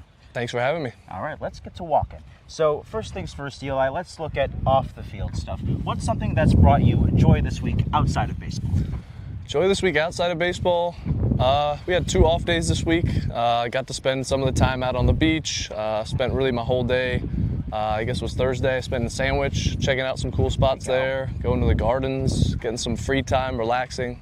It's nice and chill. That's awesome. That's awesome. So, first year in the Cape, you were the Atlantic 10 home run champion this year. What is the transition to the Cape been like for you? I mean, it's a step up in terms of competition from the A10 and our usual opponents, but I feel like it hasn't been too crazy. It's still 60 feet 6 inches, 90 feet between the bases. It's still baseball at the end of the day. Awesome stuff. Our last question for you, Eli, as we get ready to touch home. What's something that you want more people to know about Eli Putnam? I think a lot of people wouldn't know something about me is that I'm a really big chef. I love to cook when I'm at school. I cook for all my roommates. Just last night made a nice tomato mozzarella gnocchi. You know, that's one of my biggest passions outside of baseball. What's your favorite thing you like to cook? I love pizza, Neapolitan pizza. Ooh, okay, maybe we'll have to chef that up sometime. Maybe. I'd love to. Yep. All right, this has been Wareham Walk-Off. Eli Putnam, as always, a pleasure to have you. Thank you. All right. Game 1 of the playoffs, single elimination today. Cotuit leads at 7-1. The Gatemen attack the lefty, Bo Sampson. They drive in their first run of the game, an RBI knock from Sam White. So he's out of the ball game, and after a pitching change, it's the lefty, Max Martzoff, out of FAU, coming from the bullpen, Ethan. Yeah, another left-hander taking over. Just 3 games for this lefty this season. 1 earned run allowed over 4 innings. Another one of those late additions to the Ket's bullpen later in the season. Gatemen just spraying singles throughout the yard. They have no extra base hits today. The first hit of the afternoon didn't arrive until the 3rd. That was Antonio Hyannis. But now our first multi-hit inning, Ethan. They're just seeing the ball better. It started with Murf Gray. Eli Putnam is singled, and then Sam White most recently drove in a run with an RBI knock. The Gatemen plate their first run, but they're down 6 with 2 away here in the 7th. You got to hope it's just a new arm, a new chance to see something here, huh? Yeah, first inning with multiple hits within it. So this is the time for the comeback to happen. Better late than never. We'll see what happens here with Hyannis coming up. Well, before this at-bat, it's worth mentioning that over in the east side of things, YD does win 1-0 in the first round. The YD Red Sox move on to the championship round of the East playoffs. They take down Orleans 1-0. Antonio Hyannis with 2 runners on, 2 away, first pitch to the righty, and there's a breaking ball that misses way outside, ball 1. It is curious. This is the first year of this 1-game playoff round. It used to be a best-of-3 contest. A lot has happened this year. The regular season shortened by 4 games, later start in the summer, and now a slightly abbreviated playoff format. 1 ball, no strikes. Martzoff looks to second, comes to home, and there's a big floater in there letter high for a strike. Used to be just the top 2 teams from either division would make the playoffs, then do a first round, championship series, and then go to the finals, like division series, I should say. 1 ball, 1 strike, 2 away, and the pitch. Swing and a miss. He's going all breaking balls to Hyannis here, 1-2. That is Hyannis' weakness a little bit. Hyannis, 3 true outcomes type of guy. 203 hitter, but tied for a team lead in homers. He's got 5 big flies this year. Man, would a big fly really change the complexion of this game right now. Top 7, 2 away. 1-2. Check swing and a high fastball. Did he go around? No, says the first base umpire, Ryan DeMar, and I agree with him. Got to pick your spots here. Protect. Hyannis squats back in, wags the bat in a circle, and he awaits the 2-2 with 2 away. Here it is. Curveball outside, and it runs to a full count. Close one to take there. Now the runners will be on the move with the next pitch. Putnam on second. He can run. Sam White behind him on first. Payoff delivery coming. Martzolf sets, ball and glove at the letters. And the offer on the way. It's a call, strike 3. A delayed ring up by the home plate umpire, Chris Engstrand. He got the curveball in there, and Hyannis did not like the call, and he is down on strikes for the first time today. That retires the side. Just 1 run for the Gatemen as they leave 2 stranded, 3 hits in the inning. So it is 7-1, but we head to the home half of the 7th. It's time to stretch in game 1 of the postseason here on the Gatemen Baseball Network, powered by Cape League TV. I couldn't get out, so they stopped the game. Umpires actually had to peel me out of the fence. They had to pull the fence. And an incredible guest for us today on the pod, in the words of the great Jason Stark, writer, broadcaster, and distinguished former major leaguer, Doug Glanville. Doug, it is terrific to have you on today. So, any favorite ballparks that you visited while you were in the Cape? Yeah, I mean, of course, you got to love Spillane Field with like the all dirt infield or whatever you had going there, the darkened dirt. Let me see. Well, Bourne, I didn't like Bourne because one time I slid for a ball. I was doing that cool move where the ball's up against the fence and you slide around it and then pop up and throw. And then I slid and went through the fence. So my leg got caught in the fence and I couldn't do it. I had to roll the ball to the right fielder and I couldn't get out. So they stopped the game. Umpires actually had to peel me out of the fence and to pull the fence. Oh my God. So that wasn't a good memory. So Bourne, the fog always rolled in there.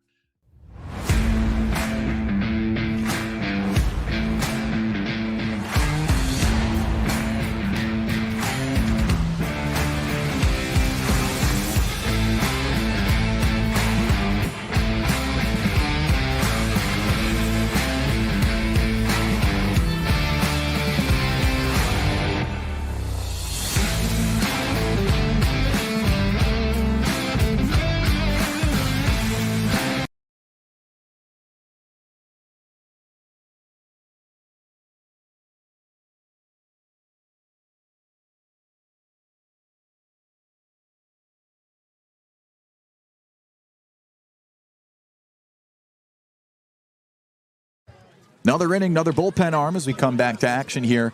It's game 1 of the postseason single elimination contest between the Wareham Gatemen and the hosting Cotuit Kettleers, who lead it 7-1. Gatemen played their first run in the top half of the 7th, and now it's another arm. The lefty, Hudson Rowan, out of Florida State, has had some good stuff this year as he takes over for his playoff debut. 11.25 ERA, 4 innings. 5 earned runs, pair of strikeouts, but has shown slight improvement in his handful of outings so far. Yeah, definitely. Takes on Devin Taylor. Cotuit's 2-hole hitter. First pitch fastball, painted on the inside edge. 0-1 to start off. Home half of the 7th here. 6 hits for the Gatemen, 1 run. 7 hits for Cotuit, 7 runs. 0-1 pitch. Slapped foul, 0-2. One of those lefties added in a, let's say, frantic search for southpaws in the latter half of this post or regular season. No balls, 2 strikes, kicks and fires. Swing and a soft tapper that is brought with him along the chalk, and it rolls just foul. So he threw 3 2/3, gave up 2 earned runs in his debut against Hyannis, and gave up 3 earned runs in a third of an inning. It was his debut that kind of gave us a little bit of insight that this is a guy who can eat up innings out of the bullpen, which is what they really needed. Yeah, definitely. And, with this game being the way that it is right now, I wouldn't be surprised if maybe this outing was a bit shorter as well, just because we haven't seen Tony Pluta, we haven't seen Sam Metter, a couple of other arms as well that are in there. Of course, we would see them if it was a closer game, I feel. Now, this is a kid, as the 0-2 is spun down low, 1 ball and 2 strikes, first hitter, bottom 7 here. That did show real promise this summer already. He was in the Valley League with the Harrisonburg Turks, 2.65 ERA in 17 innings. Looking to rediscover that here. 1-2 pitch on the way. Curveball called. Strike 3, ring him up. Brought out the floater and got him looking. Out number 1 of the 7th. 30, Tanner Thatch, first baseman, UNC Wilmington. Tanner Thatch stepping up. One of many, Ethan, in this lineup that is an example of contact and power. 275 hitter, 8 home runs. Yeah, absolutely. This guy is such a threat at the plate. Just tore it up in July. What a ridiculous Kettleers lineup we've had to look at this year. First pitch, lefty on righty, brings out the curveball front door. You liking that look, bringing out the slider? Yeah, definitely. It's a nice first pitch. Throws the guy off a little bit. 1 away, base is empty. Deep breath from Rowan. Steps the 0-1. Swung on in line, back up the middle. Behind it with a sweeping grab is Hyannis. Sidearm tossed to first in time. Man, Hyannis is so fun to watch at short. There's 2 down. When you think about how the Kettleers and even the Hyannis Harbor Hawks, 2 of the best teams in the West, have built their rosters this year, it's been, not just left-handed hitters, but contact-oriented guys. Yes, they have some pop that they can supply as well, but high on-base percentage guys that's been their organizational philosophies, and we have seen it time and time again. The Gatemen struggling against Cotuit, against Hyannis. It's been interesting to watch that. First pitch curve in the dirt. That's ball 1 to Charles Davlin, another lefty at the lineup. And that's kind of the brilliance of Mike Roberts in his 20th season with the Cotuit Kettleers. He's built an offense that is just so hard to navigate with a slew of lefties at the dish. 1-0 pitch. Fastball up high and inside. Ball 2.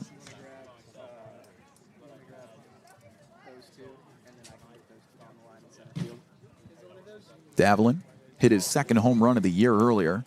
2-0 pitch, swung on and hammered out to center. This one trailing back into left center, coming over is Chapman. He makes a striding grab in front of the fence for out number 3. That ball was nearly gone like the Hardys. Instead, it stays in the park, and that retires the side. A 1-2-3 frame for Hudson Rowan as the Kettleers go down in order, swinging here in the bottom of the 7th. It's still 7-1. Cotuit leads it by 6. 8th coming up next on the Gatemen Baseball Network. Ethan Eibe here with another edition of Wareham Walk-Off, and today it's right-handed pitcher Cole Layman out of Lehigh University. Cole, It's great to have you. Let's get going. Thank you. Thank you. So how did you even find your way to Wareham? There was an old player at Lehigh a couple years ago, Mason Black. He played for Brewster. I think Coach Smit was an assistant there, so there might have been some type of connection there. Other than that, it's always a goal of mine to be up here, and my coach at Lehigh made it happen, so I'm very excited to be here. Things that you are working on this summer. Yeah, I think I've found success in it in one of my starts, just kind of throwing the fastball in. That was a huge thing. Coach Luxus said that to us day one. Fastball in and change-ups to righties, so we've been trying to work on those things and, just keep my stuff working. There you go. So, over at Lehigh, you are an economics major with a Spanish minor. Now, I'd love to know why the choice in both the major and the minor? Well, I had a great economics teacher in high school, Mr. Wagner, and then Spanish minor, I just did some traveling as a kid. My family, we went to Cuba. I played in Puerto Rico for a week. So how are you enjoying the Cape League experience so far? Oh, it's great. I love all the guys, love the coaches, love my host family. Tate, I live with Tate, love Tate. That you think more people should know about Cole Layman? Well, I have a special talent of finding 4-leaf clovers. Really? So that's something. But try to be energetic, try to bring good energy every day. At school, something I'm big on is trying to help the younger guys, do the best they can and grow into the best pitchers they can be. So it's a big part of my game and who I am. So, yeah. Cole Layman, always looking to pass it along. Pleasure to have you. Thank you. 9-1-2, due up. Gatemen with 6 outs of offense to work with here as they're down 6 and they look to come back to keep their playoff hopes alive. It's their first playoff game in a while, since 2019, as a matter of fact, as they're down a big margin here in Cotuit, Massachusetts. 7 hits, 7 runs for the Kettleers. 6 hits, 1 run for the Gatemen. Max Martsolf, Kettleers pitcher, top 8. And the first pitch is swung on and lined to right field by Jacob Jarrell. Racing over down the line, it doinks in for a base hit. Jarrell pulls up there, a leadoff hit. 7th knock for the Gatemen today. A good start to the 8th, and they need that right now, Ethan. Yeah, the first pitch swinging. I was a bit surprised to see that from Jacob Jarrell, but dumping that one in down the right field line. So now it sends it right back to the top of the order. Anything can happen here. Second hit of the afternoon for Jarrell. Back to the top of the order, Johan Desero. He's 0 for 3. What a year this kid has had. 308 hitter coming into the postseason. Single elimination contest today, and the Gatemen got to hurry. First pitch, lefty on lefty. And that one outside. Max Martsolf, second inning of relief here. Finished off last inning. Needed just one out. Got it, but allowed a hit first, which was Sam White's RBI single. 1-0. Curveball, front door in there for a strike. As for Cotuit, it was 2 home runs and a smattering of other hits that brought in their 7 runs today. Solo shot from Charles Davelin, a 3-run shot from Nathan Hall. Run around first, 1-1, no outs, top 8. And the pitch, fouled away, make it a 1-2 count. Last time these two teams met in the playoffs was the last time the Gatemen made the playoffs back in 2019. Kettleers would take them down in the first round in a 3-game series, go on to win it all for their 17th league championship. 1-2 pitch. Curveball swung on and skied into the air. Left side, Luke Hansen putting his hands out saying, I've got it. Strides over to his right, makes the catch, 1 away.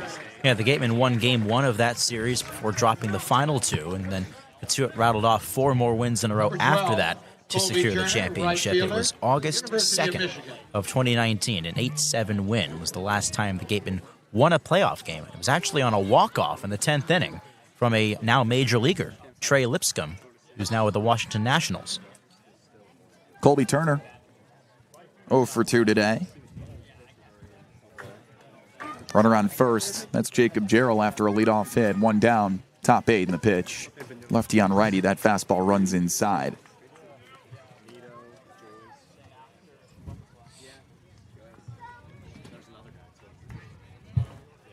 Colby Turner, 3-game hit streak coming into this, 4 for 12 in that stretch.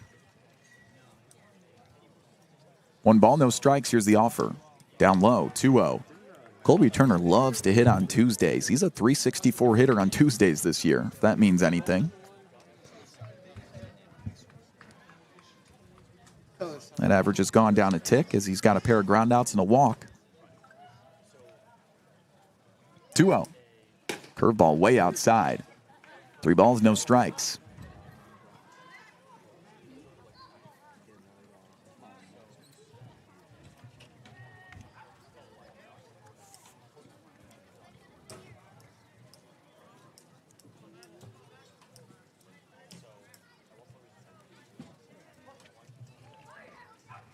.3-0, 1 away.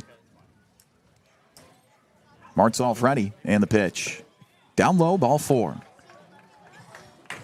Walk ahead, 2 runners on now with 1 away. Top 8, Gatemen down 6. And Murf Gray stepping up. They're building something here. Hey, get really into the heart of the order now. Only down by 6 runs here. 1 swing of the bat. This game can be turned upside down.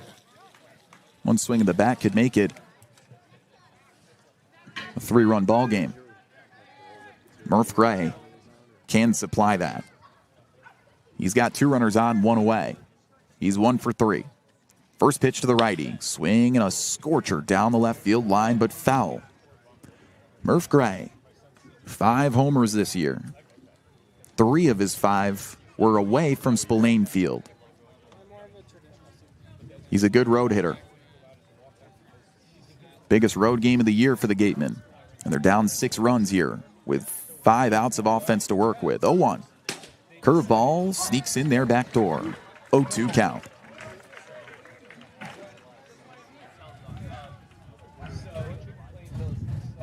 One away. And the away half of the 8th. Rolling here at Lowell Park. The pitch from Martsolf. Way upstairs. Ball 1.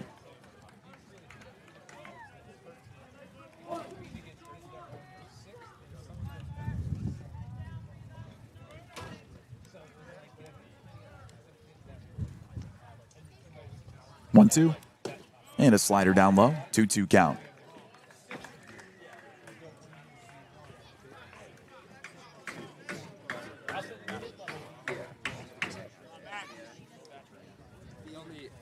Walking a single in this inning. 2 runners on for the Gatemen. 2-2 pitch. Curveball swung on and lined out to left center field. This one's going to be trouble, and it gets down in the gap and rolls all the way to the wall. 1 run scores. Gerald touches home plate. Here comes Turner. He'll score easily, and pulling up with a 2-run jack to left center on a double with 1 away is Murf Gray. It's back to a ball game. The Gatemen are down 4. He stayed right on that pitch, left it out over the plate, and he didn't miss it, Kyle. Just stung that one to the left center gap. That's exactly what the Gatemen needed right now. With 5 outs to work with, building something here. Never count this team out. Their last 2 wins were of the comeback variety. They were down 4 at one point against Falmouth. They were down 8 at one point against Cotuit. Right now, they're back down to 4 with 5 outs to work with. With 1 away in the 8th, here's the first pitch to the lefty, Nate Early, and a curveball left low for ball 1. Runner on second is Murf Gray. Gatemen with 8 hits to Cotuit 7, yet they're down 7-3 here. Lefty-lefty battle. Martzolf working away, the 1-0. And a fastball kisses the top edge of the zone outside part of the plate for strike 1.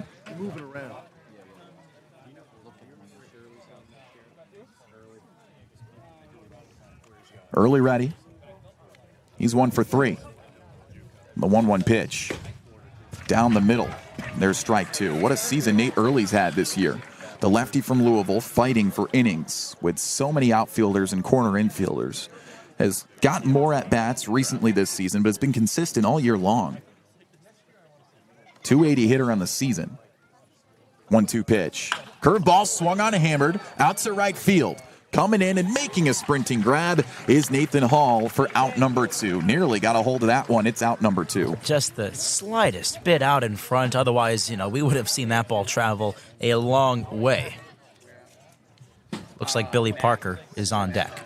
Billy Parker's going to pinch hit here. The newly added position player from Army, making his 4th appearance for the Gatemen now.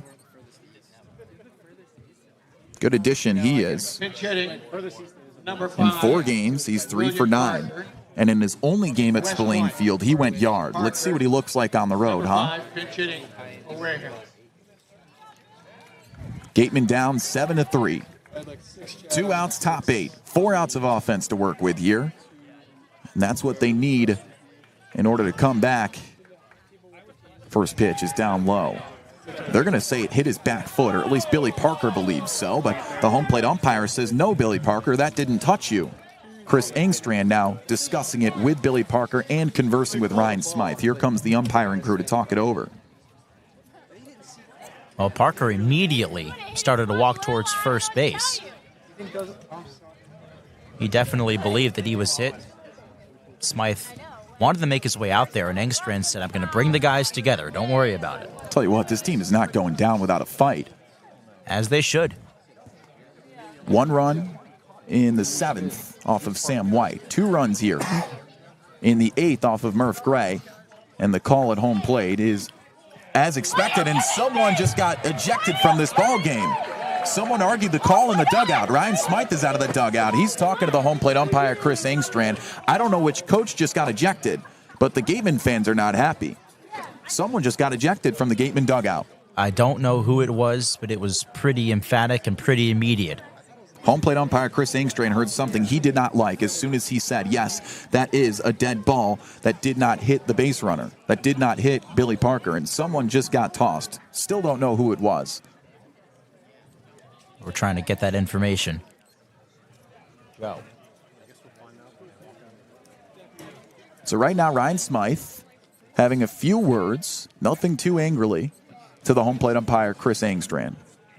And it's been one of those games. The Gatemen still in it. They're down 4, but they were down as much as 7 at one point, and there were some calls that were questionable, including Nate Early's home run turned to a foul ball back in the 2nd inning. Yeah, that set the tone pretty early on as to how this game was going to be.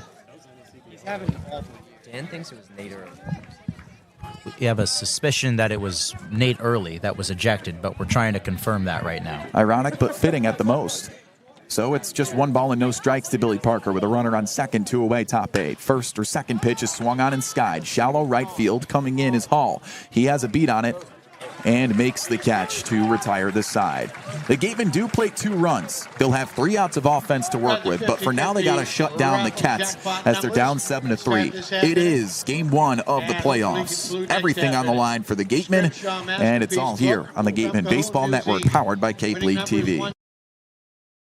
PC is a Massachusetts-based leading-edge real estate closing, title, settlement, and personal injury and litigation law firm. Our clients trust us to provide the most comprehensive real estate closing and litigation services in Massachusetts. Our full network of closing and settlement attorneys, agencies, and litigators have expanded throughout New England and beyond. We deliver on that trust and reliance by offering the best professional prompt assistance, advanced technology, and state-of-the-art closing services in the real estate law and litigation business today. Our commitment to excellence, honest reputation, and tradition of aggressive representation to provide quality legal services is what we will continue to demonstrate at Sync Law. We believe and will prove that successfully addressing client needs requires more than just knowledge of the law. It requires a mastery of good representation and an attitude to finalize every transaction to my client's satisfaction. Live life to the fullest and let us Sync Law.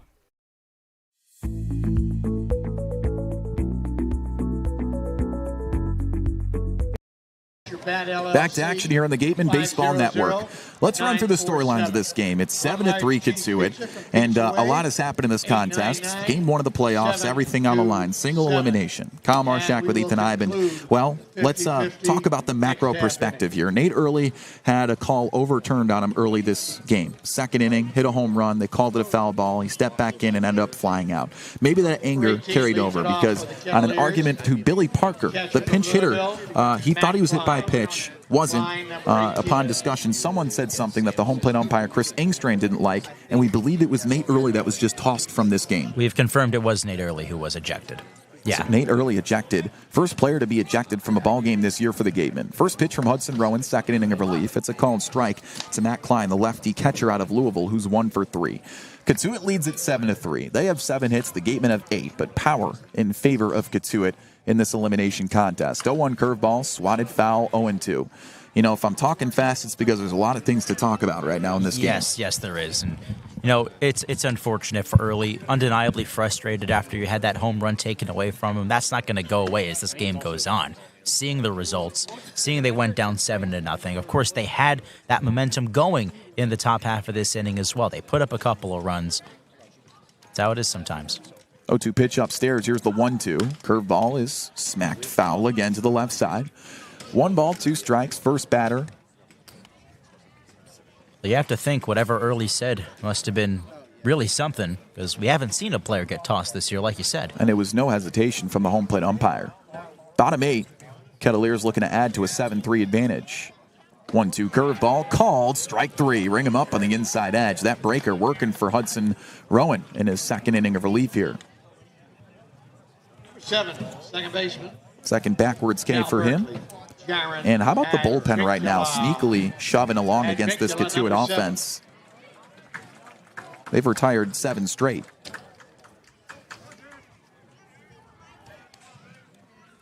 Eight straight, pardon me. Jaron Advincula looking to snap that streak. He's 2 for 3 today. Check swing on a low breaker. He did not go around on it. Ball 1. Bullpen had a rough start to this one as well, with Faulkner giving up the 3-run homer to Nathan Hall. That was really the dagger in that 4th inning. Not enough time to talk about what's really happened in this game so far. 0-1 or 1-0, and it's a fastball outside.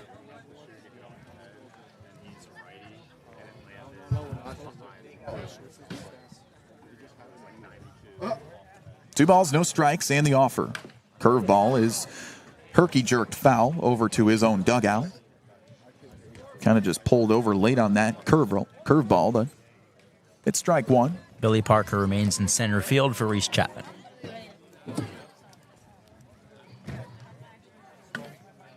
Two balls, 1 strike, 1 away, bottom 8. And the offer. Bounced in the dirt. As for Nate Early, he was DHing, so we'll await to see who's his substitution in the lineup will be. 3-1 count, Advincula. The pitch, swing and a grounder. Left side in the hole, backhand grab, and under the leather. of Hyannis as it actually sneaks through into left field. It's the third hit for Advincula today.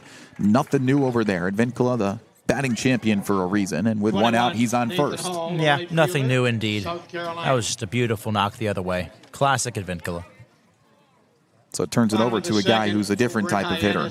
Nathan Hall hit his second home run of the game, a 3-run jack off of Faulkner, as you said, back in the fourth inning. But I don't think he's going to face Hudson Rowan. They're going to go to a different arm out of the pen. So we'll see what their move is here as Nathan Hall awaits his fourth at-bat of the day. But Rowan is gone, so it looks like a southpaw is coming out of the bullpen. Third one of three that the Gatemen have to offer against this Cotuit Kettleers left-hand heavy lineup. So with one away, bottom 8, it's 7-3 Kettleers, and we step away for a moment, a pitching change in Game 1 of the playoffs in the Gatemen Baseball Network, powered by Cape League TV.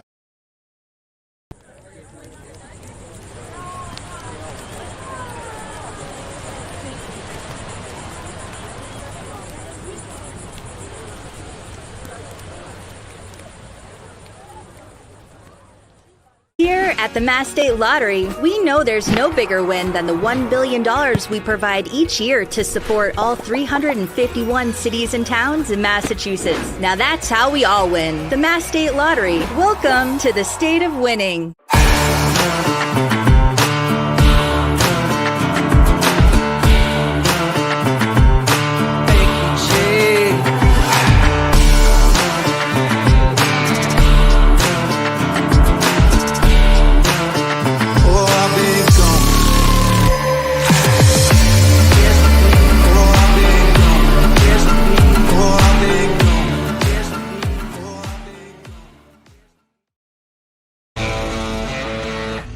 Get ready for big results with our small machines. With more power, performance, comfort, and savings, they're ready for every job. And we're ready with plenty of inventory, the best support in the business, same-day parts availability, and locations across the Northeast. So you can always be ready to work. Milton Cat, always ready. Tony Pluta coming out of the dugout, righty from Arizona, will be the fifth and possibly final arm out of the bullpen this afternoon as the Gatemen are looking to keep it scoreless in this inning at least and maintain what is a 7-3 deficit to the Cotuit Kettleers. Everything on the line after this inning of defense. The Gatemen down 4 to their second-seeded competitors here in the West in Game 1 and a single elimination contest of the first round of the 2024 playoffs. Kyle Marchak with Ethan Eibe, as Pluta's been very solid this year, Ethan. He's an all-star for a reason. Yes, he is. That fastball-slider combo works like a charm for him. 2.33 ERA, over 19 in the third innings, just 5 earned runs allowed this year. Looking to keep this thing close, too. Looking to snap a streak of 3 straight outings, having allowed an earned run, though. But the righty from Arizona's got some nasty stuff. He faces Nathan Hall, who went yard, a 3-run jack back in the fourth. That ended up being some big runs. Without 3-run jack, Cotuit would only be up 1 right now. But it's 7-3, 8 hits apiece. Kettleers looking to move on to the championship of the West Division. First pitch, runner on first. That one inside, a back pick over to first from Gerald, not in time. 1 ball, no strikes. Hall at the dish. 2 strikeouts other than his 3-run jack today. Pluta toes the first base side of the rubber. Sets at the letters. And the 1-0. Foul tip. There's strike 1. Well, last time Hall was introduced to a pitcher, it was Jacob Faulkner, and he took him deep. First pitch as well. Both their homers on first pitches. First pitch of the second inning, and then first pitch to Faulkner's day between Davlin and Hall, respectively. 1-1, runner goes. Curveball called strike. Throw down from Gerald. The tag is not in time as it squirts into right field under the glove of Desero. Moving on to third, the lead runner Advincula. He rounds third and stays there. Stolen base, and Cotuit could add a big insurance run. 4 runs seems manageable. 5 would really sting if they get Advincula in here with 1 out here in the bottom of the 8th.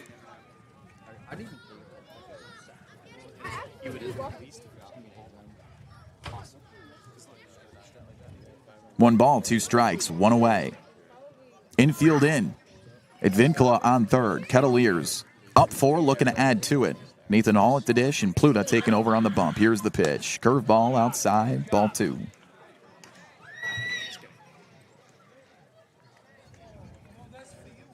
What a summer Tony Pluta's had. Underlooked because of a lack of innings as a reliever, but selected as an all-star and proven as such, with electric numbers throughout the year. 2-2 offering. Swinging a liner, fouled. Off the screen to the right side. Staying alive is Hall.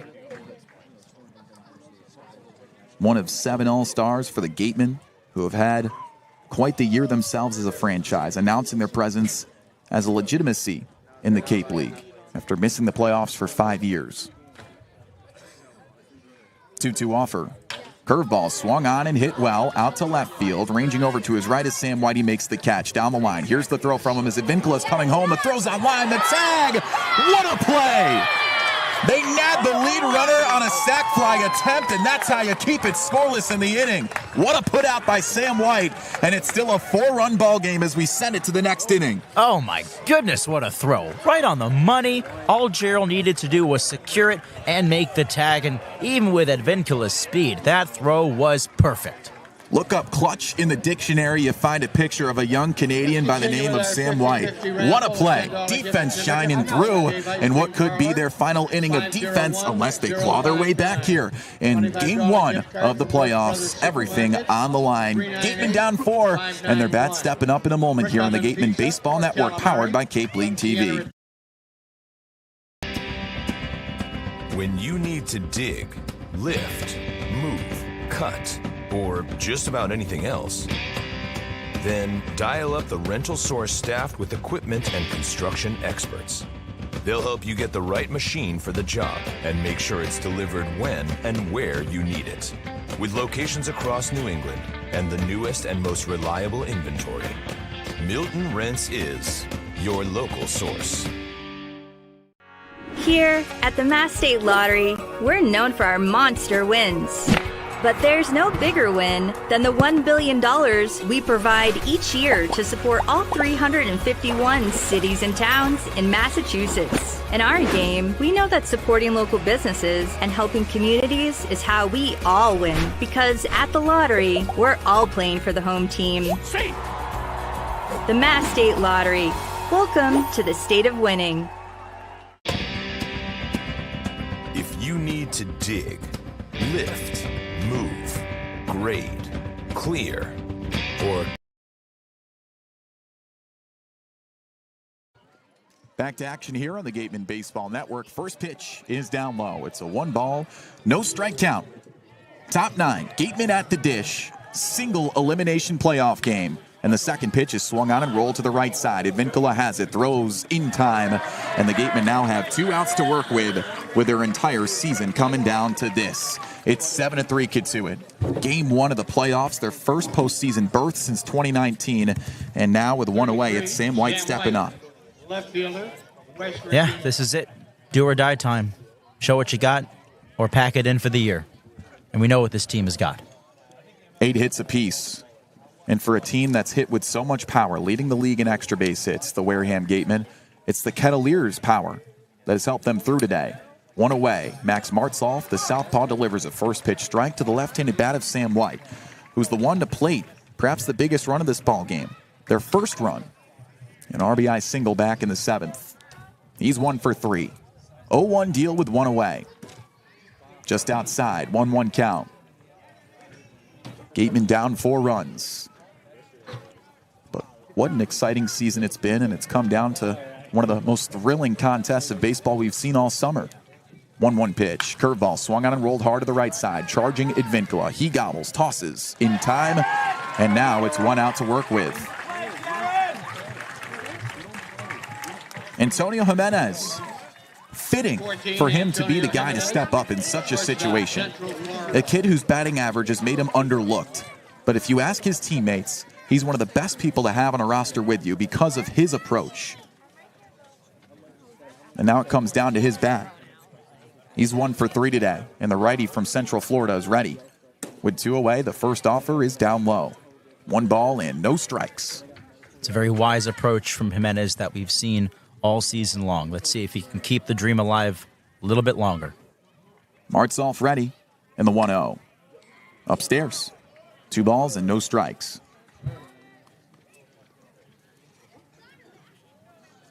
First there was rain. Then there were arguments. Then it was homers. 2-0 pitch, a curveball in there for a strike. And here we do. Here we arrive at what has become a 7-3 score because of Cotuit's power at the dish. 2 home runs today. 2 balls, 1 strike. Chris Engstrand calling time and writing something down in his book behind home plate.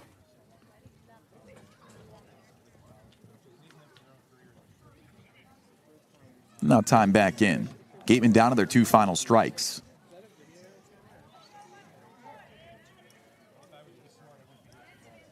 The pitch. Down low. Ball 3.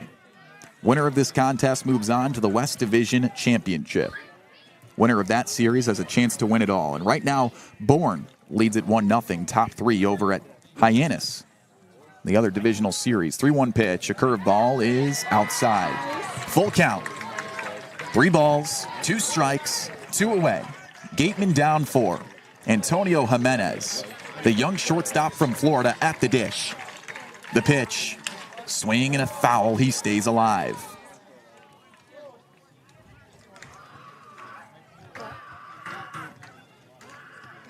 A team no one talked about coming into this season.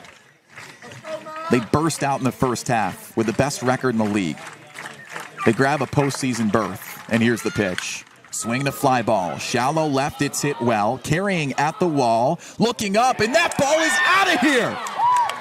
The wind catches that ball, and it is long gone. Down to their final strike, Antonio Hyannis leaves the yard, and that's a big one. And that was brought to you by Wow. attorney Glenn Hannington and his daughter. Way to go down and get it for Antonio Hyannis. I mean, my goodness, a breaking ball. He had seen it multiple times throughout that at-bat. Just went down there, yanked it out of here. That ball just kept carrying and carrying. The dream's still going. 7-4. Down to their final strike, and Hyannis leaves the yard for the first time in weeks. And the Gatemen are down 3 with 2 away, top 9. Just 320 feet, 96 off the bat. Jacob Gerald at the dish. First pitch to him. At the knees, there's ball 1. Let's be honest. One team geographically off of the Cape. One team that hasn't made the postseason in 5 years up until now. 1-0 and a fastball down the middle. There's strike 1. But look at what they've done this year. And with that homer, I think they're trying to say that it's not over. 2 away, 1-1. Swing and a miss. 1-2 count, and once again, they're down to their final strike.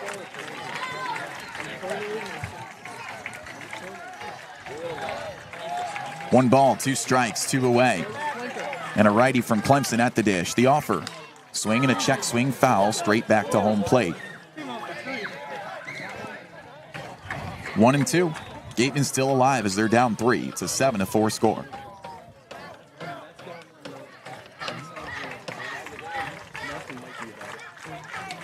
The pitch. Down low, 2-2 count. Working that count. That's what Gerald needs to do here. 2 balls, 2 strikes, 2 outs, top 9, 7-4 Cotuit. Gerald ready, the pitch. Swing and a foul tip. Just pops out of the mid of the catcher, Klein. And Gerald stays alive once more. I mean, by a hair, keeping the season going. Just couldn't squeeze it. You want to talk about a team that fights. Don't ever question the Gatemen's grit.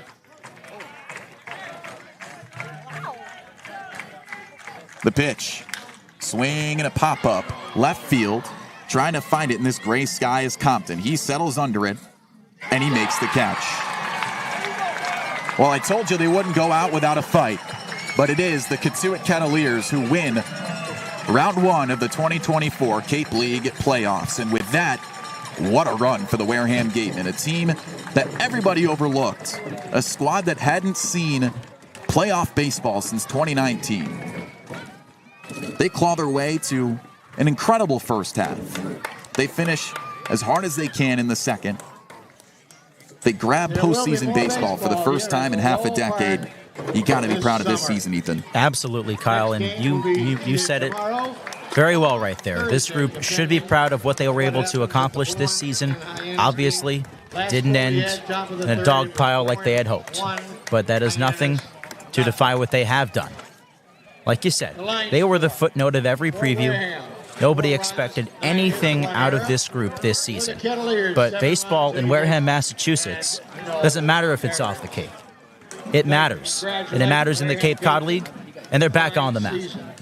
And it feels like they've put themselves back on the Cape with this performance in 2024. What a season for these guys, coming out here and winning 22 games, tying for the third best record in the league after being overlooked for so long. With that, it makes me think of a great story. In the beginning of the year, we met a guy who was kind of the unsung hero and unofficial leader of all the players in this squad. The only guy in the clubhouse at the time of early in this first half of the season, that was a returner, Bobby Bozern.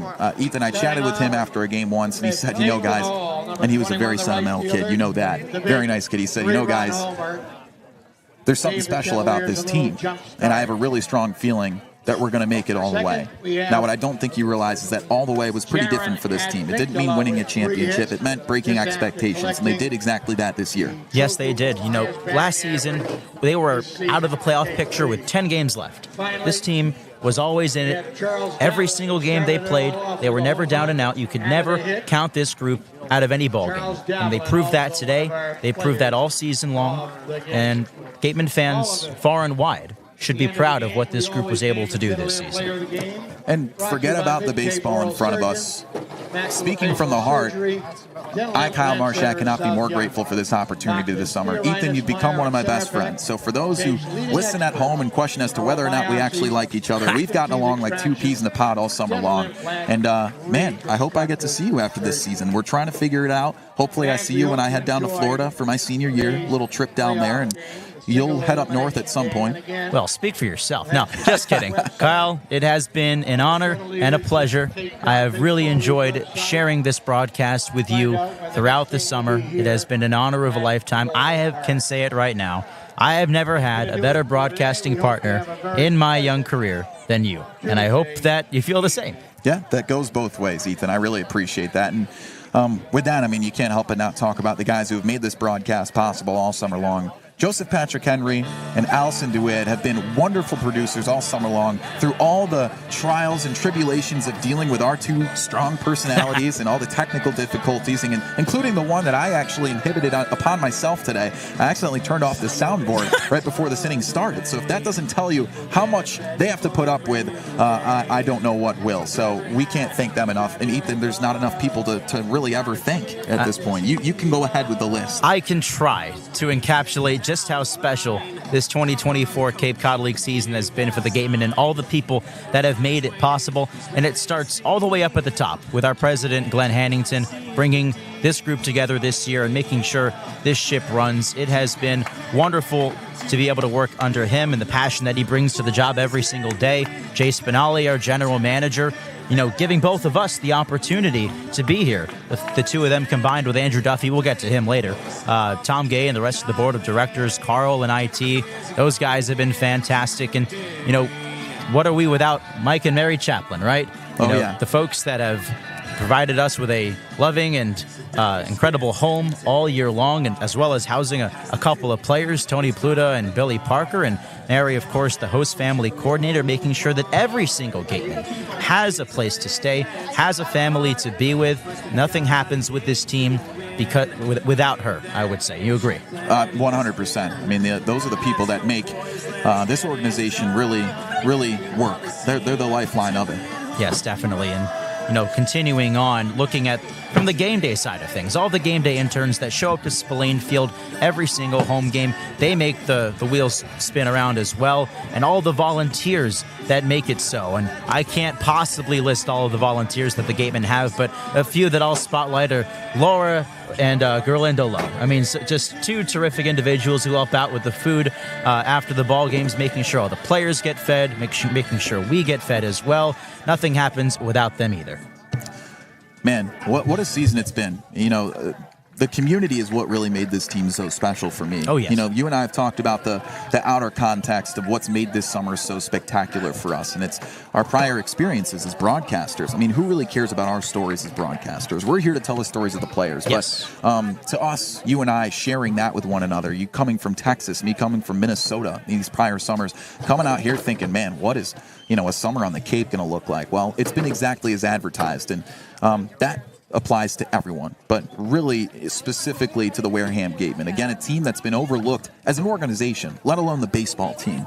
And you come here and it's been nothing but complete charm.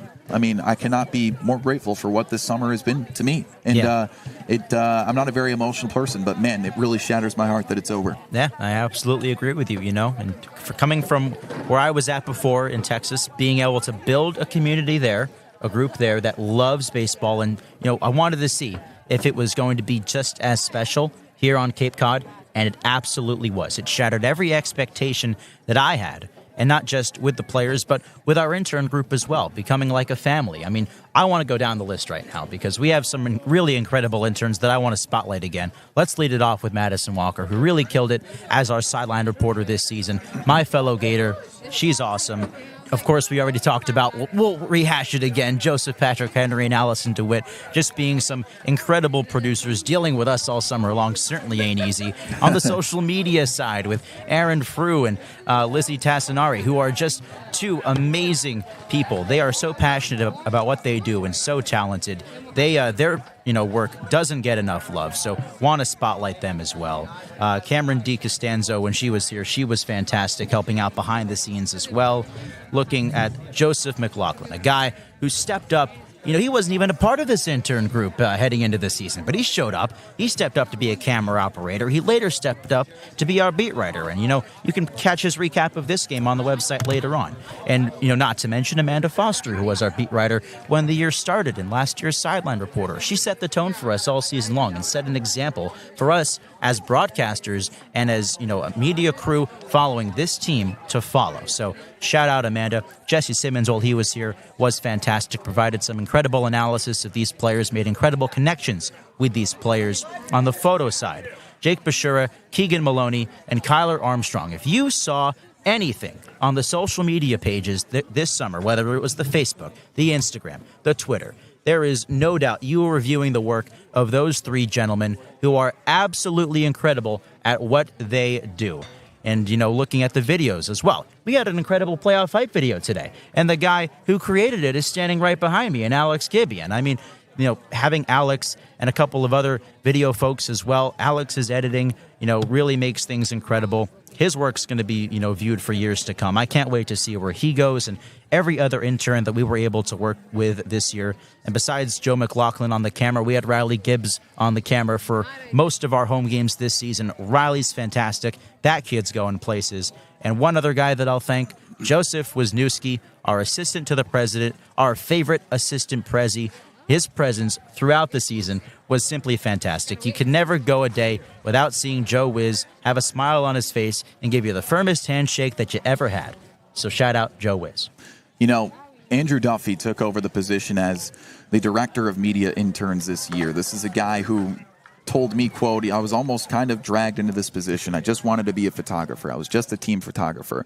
Well, what a guy he is. This is a young man who's a banker out in Brookline, decided to, with his passion of baseball, become involved with this Cape League team. And man, when he was pointed with the task of recruiting a team of media interns this summer, oh my goodness, he balled out. Oh, my goodness. I could sit here and try and describe it to you professionally. Oh, he did great at looking for this. He did great at looking. No, he knocked it out of the park. He was freaking amazing, and he grabbed an unbelievable team of interns. So my final note on what this squad has looked like. Well, there are the tangible qualities of creating a team, but there is the intangible quality of creating a group of people that have become best friends. Absolutely. And, you credit Ryan Smit for building together an all-star team on the field. You can give all that credit to Andrew Duffy and Jay Spinelli and Glenn Hannington for building an all-star group of interns off the field. I absolutely agree with you.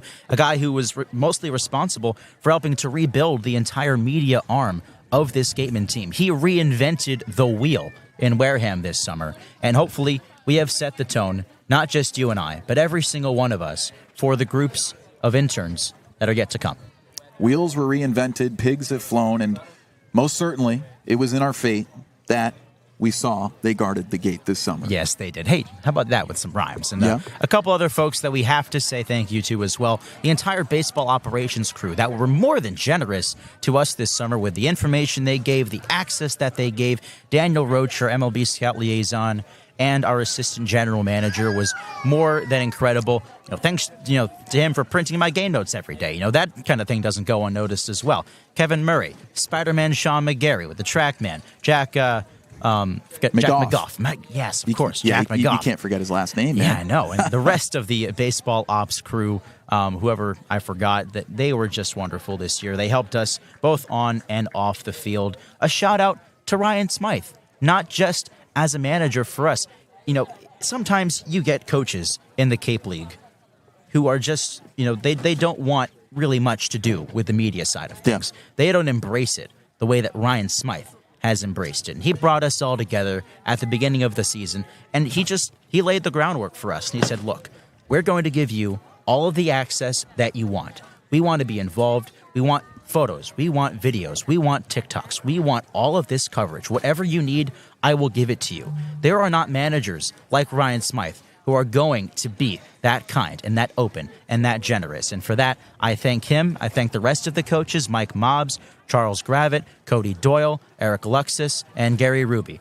All 6 of those guys were just fantastic to us all summer long, answered every question that we had, were accountable for every single thing that happened on the field, and told some really great stories off the field. With that, I only have a couple of things to say. For those who ever want to visit the Cape or work for a team in the Cape, good luck finding a better culture and a better coaching staff to work for than the one that we have found here, Ethan, the Wareham Gatemen. So my final thoughts on that, I'll toss it to you. Yeah, and for a couple other things I'd like to say, we have to thank the players as well for their openness. Yeah. Madison did a lot of great interviews this summer. We thank the players that came on our podcast, those who spent time with us, got to know us. It was an honor to get to know them because at the end of the day, all we are here to do is tell their stories in the best way that we can because we owe it to them. What happens in between the lines happens, but it's who these players are off the field, who they are as people, what their ambitions are, what they want to do with their life beyond the game that are just as important. And the access that they gave allowed us to be able to tell those stories as who they are. And I thank them for that as well. And for one last thing, thanks to the audience. There are players, whose parents listen to these games that have reached out to us. Every single one of those messages is liked, is commented on, is appreciated. We can't get enough of that stuff. And, for those of you who are just Gatemen fans, you don't have any players that you're related to. You have some players that you're interested in. You're appreciated just as much. You are a part of what makes the Wareham Gatemen and the Cape Cod Baseball League and broadcasting for this team great. So thank you all for tuning in all season long. Every bit of that love has been felt. When it comes down to a point like this, it feels like there are never enough words or the right words to really describe the gratitude, that I've had for this opportunity. I mean, it's uncanny, the experience it's been. They call it baseball and beaches, but it's so much more than that. If I could throw friends in there and colleagues and all sorts of other acronyms, there's really not much you can say that really fully encapsulates how fun and how unbelievable this season is. So I'll leave it off with this note, and it's a message to the audience. Again, reflecting Ethan's gratitude. I certainly echo that, and I'll leave it in the great words of Vince Scully. When he retired, he looked to his audience and he said, I needed you guys a lot more than you ever needed us. And I think that really encapsulates my mentality as a broadcaster for such a fun team, fun audience, and fun group this summer. You'll never have anything like this ever again, Ethan. No, we won't. And maybe one day down the line, you and I will put on the headsets again together. I hope so. Until then, thank you guys for listening to us all summer long. What a year it's been. Gatemen won baseball games, lost some, but most of all, they guarded the gate. We'll catch you guys next time on the Gatemen Baseball Network, powered by Cape League TV.